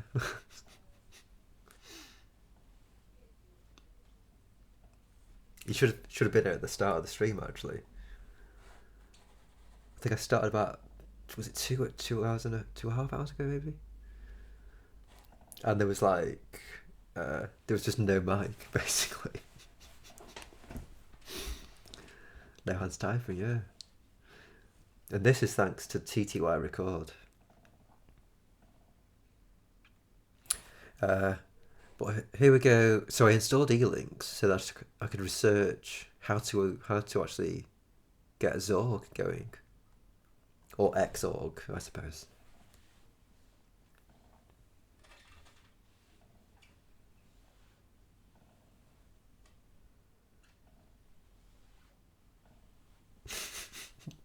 Is that a single plus avenue? Oops. Oh no. Good screwdriver. It's in hogging, yeah.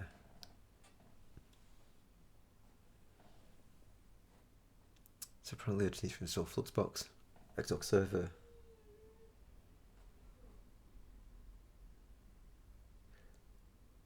In fact, now I think about it, it's quite possible that this is the last thing that I do.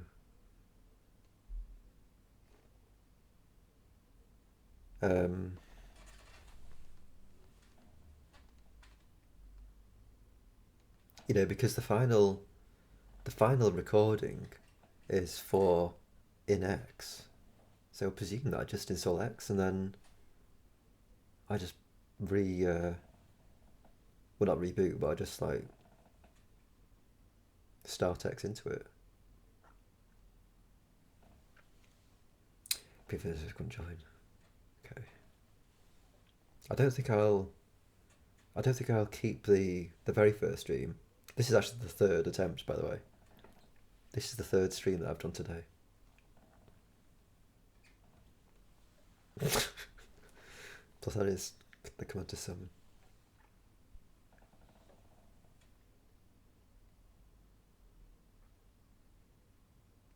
So yeah, another thing worth pointing out, I suppose, about Pacman is that you can install multiple things at the same time. So you know, like usually when, say like you want to install Firefox, for example, like on less advanced operating systems, you have to kind of go to their website and you have to download an executable, and then you have to run that executable in order to install it.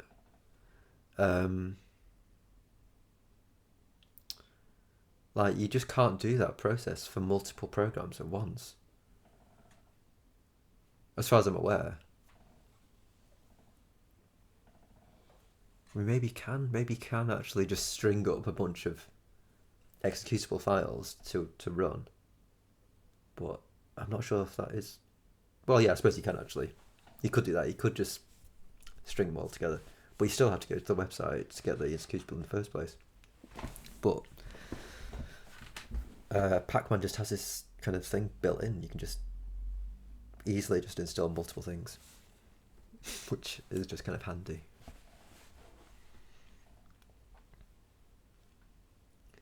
I suppose it may be worth mentioning here, like,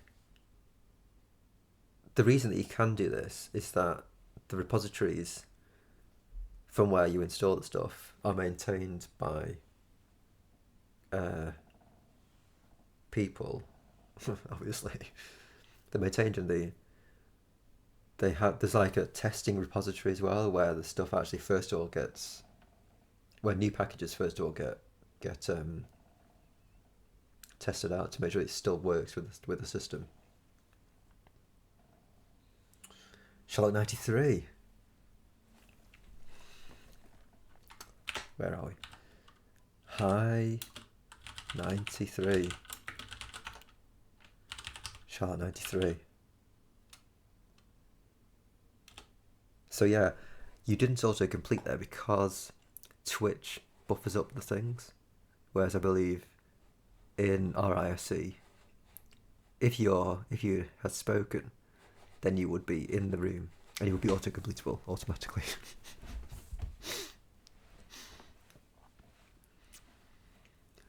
What was I saying about Pacman, wasn't it?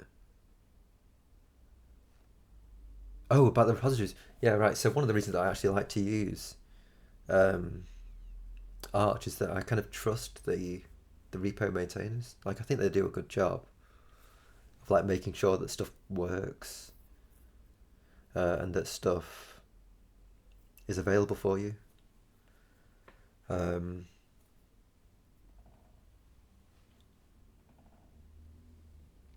the delay is huge. Yeah. Um,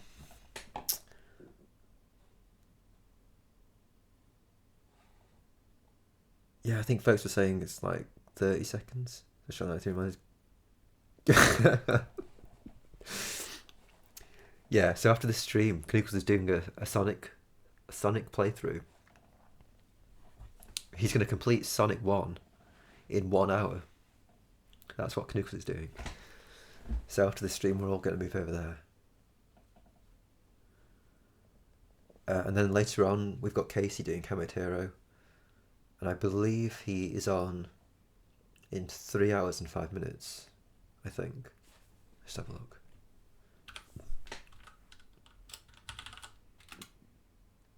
Oh, it's 2 hours and 5. Wow, okay. What is this crap? Is that i3? It's not i3, no, it's Fluxbox. So this is, yeah, it's Fluxbox with Tmux. So Tmux is doing one of these things back here. This is Conky over here. And then we've got another terminal up in the middle here. So this is just floating above. So, high stakes. Yeah, wow, gosh, that is a long delay. Christmas Dream GDB front end dev right now as well. Oh, wow, okay. Blimey.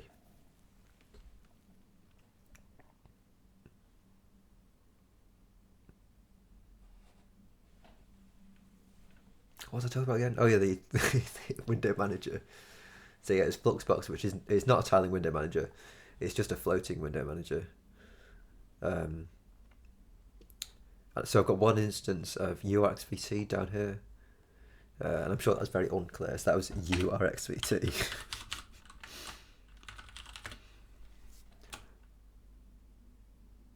Will that work? Yeah, that is the thing. So I've got one instance of that down here. And then what I did is I changed the configuration so that I could then launch a new one. Because you can only actually have one configuration for it, I think. Ah.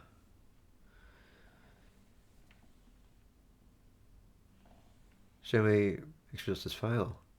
Oh, Criff is watching while he streams. Oh, wow. Oh, it may not be possible to restart X. Start X. Here we go. So I think the stream is very, well, the recording is very close to closing. A stream within a stream. This is because I'm in Tmux here. Okay. That's my thinking.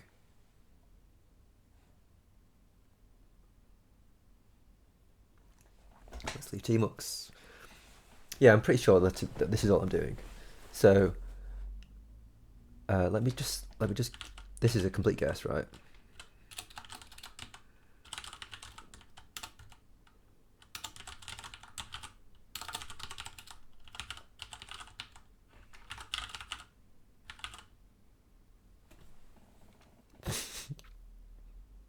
Let me just try that.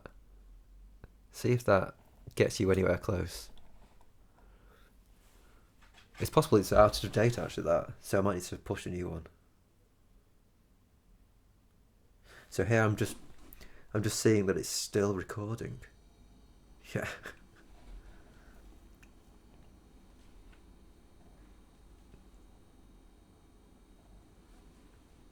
The console users are also on the X server. So why is this again? Maybe T2 Rack itself. Yeah.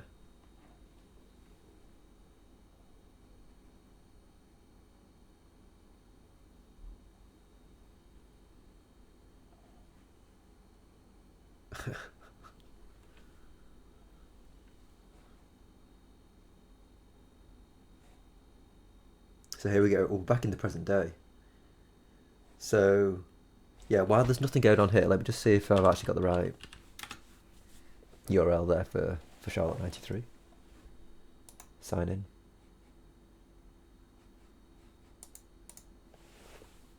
And what is happening here? Why can't I see the thing?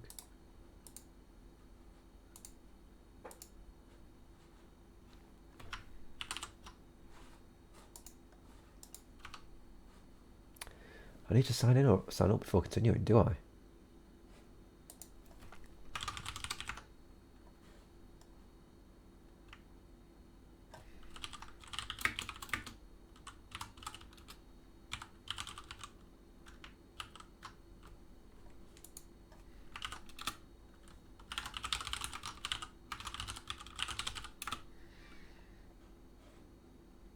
Why did that look like that?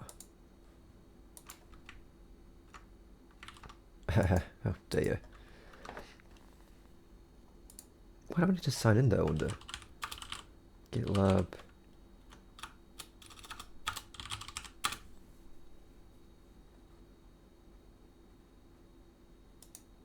Personal projects. .files. Oh, right. Okay. I think I just got the wrong URL.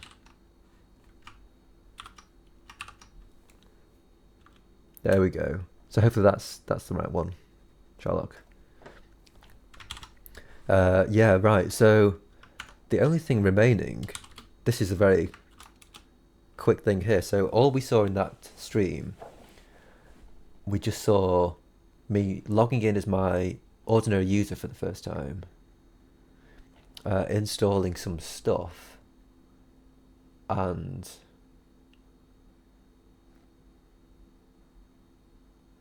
I think that was it, wasn't it? It was just installing. Yeah, it was installing like these guys, which was MPD and NCMPCP, the music stuff, the file manager stuff, WeChat, configuring Pacman a little bit, and then installing X. And then the final stream is when I first of all arrive in X, and that will basically be like the same as what we see here, except it's still the TTY recording, so it's not actually a recording of the desktop. But anyway, let's play that, and it's only a short one. You see, it's just 142k, so hopefully this shouldn't be too much longer, and then we can all go home. Let me just catch up before we do go, actually.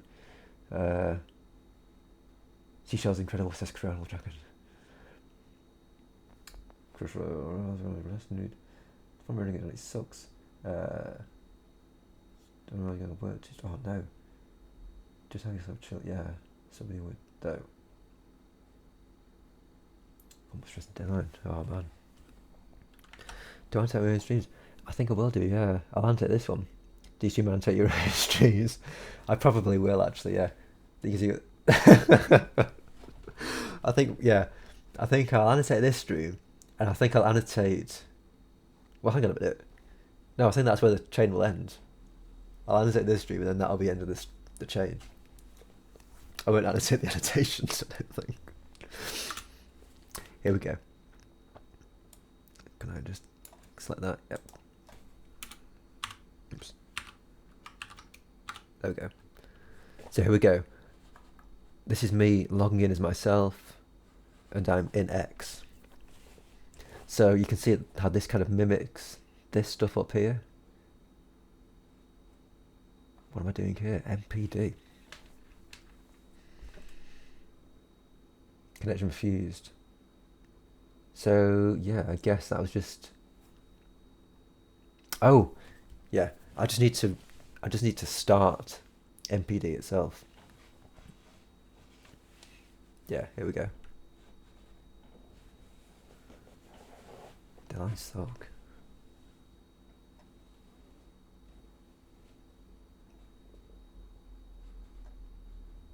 So yeah, there we go. There's the stuff working.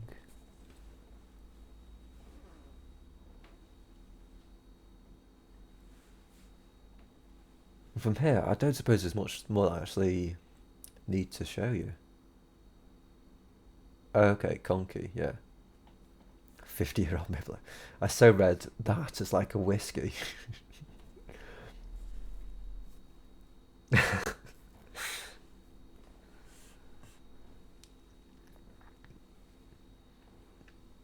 I mean, yeah. It'd be nice if I could afford to like pay myself to annotate, and it would be nice if the annotations in themselves generated income. I mean, honestly, that is part of the goal. Like, I do hope that the annotation system, like the annotation stuff, does actually generate revenue for people, because there's so many people doing awesome stuff, and I think that they should be able to do that stuff, and we need sort of things take time, and people need to eat and all that kind of thing.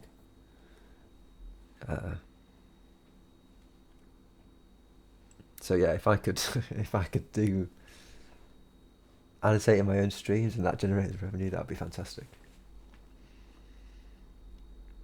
And here we go. I believe I'm just sort of saying goodbye, aren't I?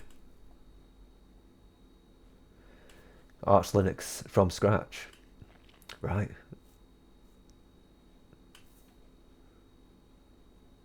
And caps lock is escape. Again. Which is what we want. I suppose that's the takeaway, really. Like, just make sure that caps lock is bound to escape, and then then you're good to go, basically.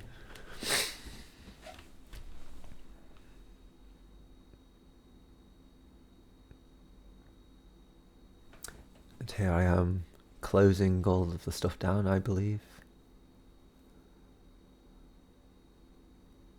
Oh, maybe not.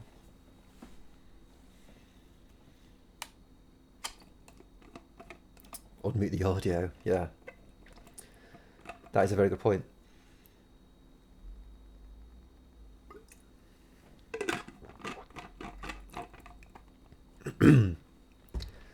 So yeah, I mean, usually when I get new kind of audio stuff, like a new hi-fi or whatever, or new headphones, I actually tend to kind of put the volume right down and then slowly bring it up, just so it doesn't kind of kill my ears or kill the equipment. I guess that's kind of like what Arch does. So you actually need to actually unmute the stuff, basically. And in the annotations, I'll just kind of put what the command was that I ran there, because it went a bit quickly. And I've been saying, well, of course, annotation Hugo says it's still a buggy on some edge cases, but I'm focusing on that today again. Fantastic. It's a buggy on edge cases.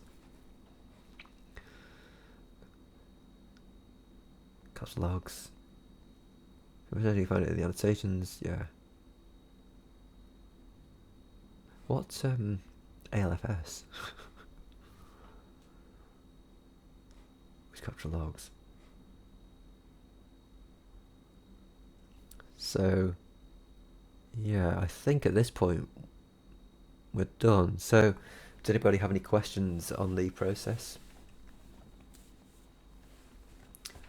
Or are we good to go? Are we all good to move over to Nicholas's house?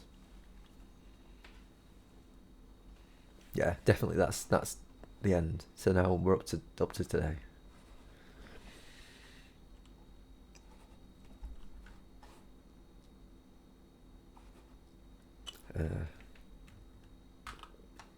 We did drop some frames. I am still on a jaunty angle. The mic is still coming through, which is nice, and it was a 2-hour stream, so that's kind of nice. I think 2 hours for that process is kind of a nice time to go with, I think. So yeah, any questions, or should we go? And yeah, just mention of Abner's annotations to Hugo system. Abner's like worked miracles, like getting the stuff actually going live. So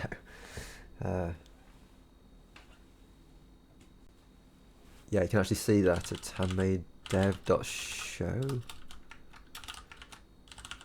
HTTPS. Let me just double check that is an HTTPS site. Yeah, that's there. It's a house. Sleep on the ceiling. What can I expect from the upcoming sessions? I see this one's labeled as 001. Well, that's a good question. So during this stream, I kind of thought that maybe I would do an i3 installation stream. And I think Sherlock also mentioned, is this i3, which it isn't. Maybe I will do that. I'm not sure. I guess we could like see as we go. Maybe. I mean, off the top of my head, I can't think of all the stuff that I do want to configure.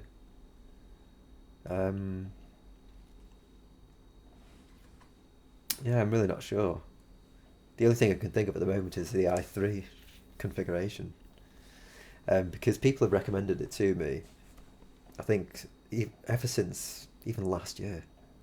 And even like Martin's Mosaico was recommending i3 to me in person. Like, we were in our room and he was extolling the virtues of i3. And this was in November last year. So maybe I could do a deal with that.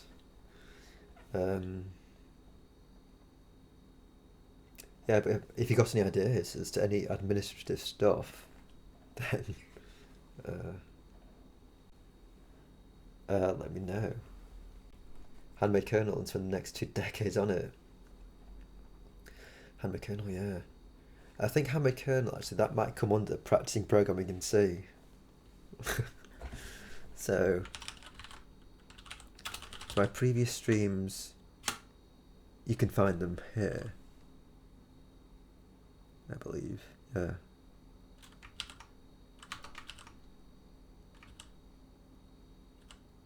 i3 mod Thunbar, as well as stuff that has TUIs.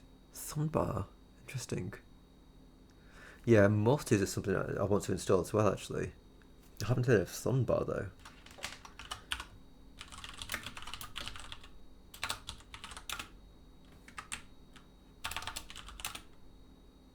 Huh, interesting. Thunbar, configure VM and build it. Python support and everything. Okay. Just make some notes here. And, well, do I need this anymore? Better I don't. So, notes for stream, I guess. I don't know. So what we're saying handmade kernel. Well, I'm not going to do that, obviously. i3 mut and Thunbar. Yeah. Oh, Thuna. Okay. So Thuna's the file manager, isn't it? So I actually use Ranger as my file manager. Pretty sure that's correct, isn't it?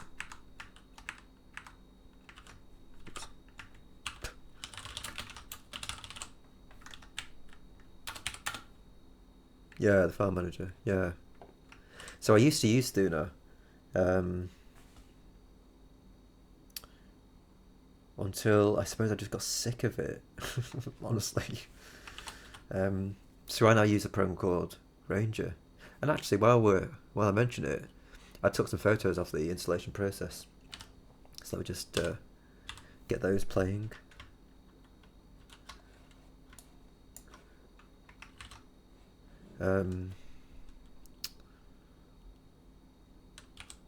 Configure configure Vim. Configure Vim and build it. I mean, honestly, why am I even like typing this stuff out?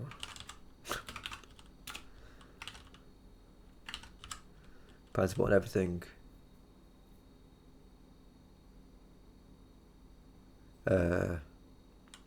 Thuna, yeah, I think I will overlook Thuna. Rangers fun too. Ruffy replaced D menu.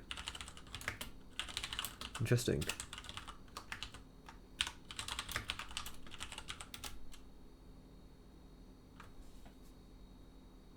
Ruffy pop-up window switcher. Ah.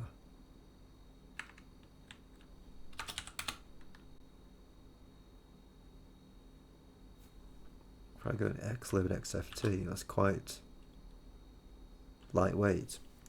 I like how it says requiring only xlib and xft.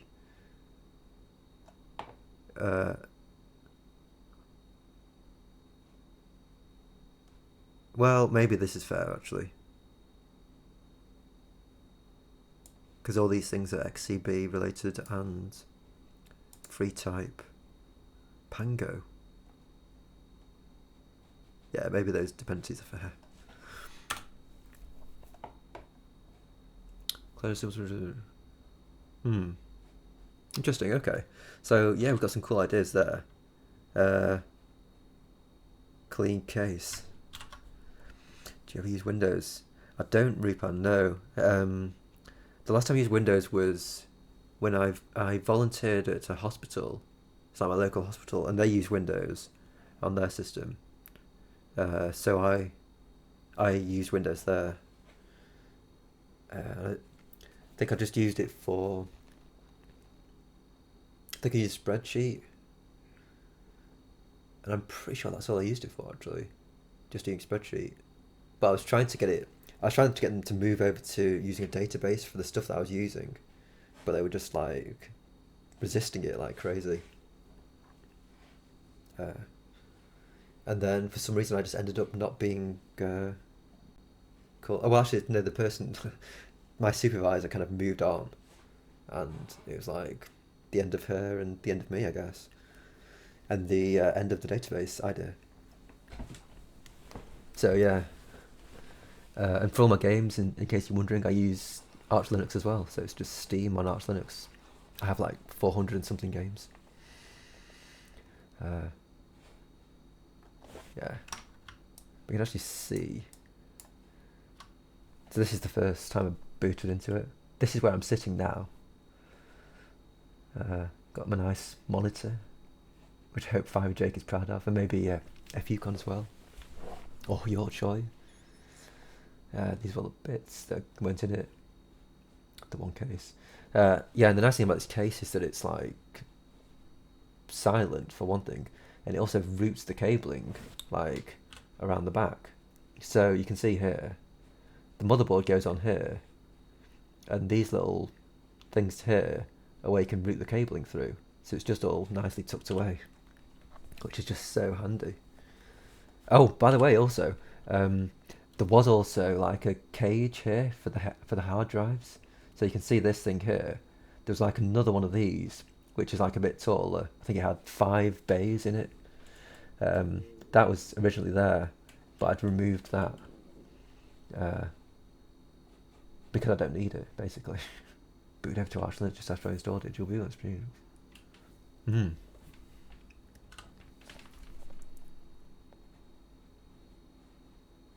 So yeah, with that removed, the fan can now just fan the stuff basically away. Yeah, and you can see like, so this is all, the motherboard is plugged in. Yeah, it's fitted and it's all, it's not connected actually, is it? I think maybe the next picture will show it connected, maybe. So yeah, you can see it's all connected up now. And there's just like no cables there. It's just they're all tucked behind the back.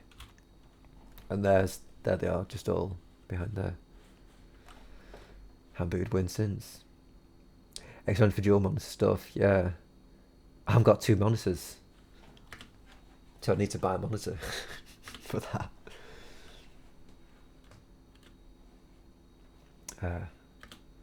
Yeah, but I guess that's it.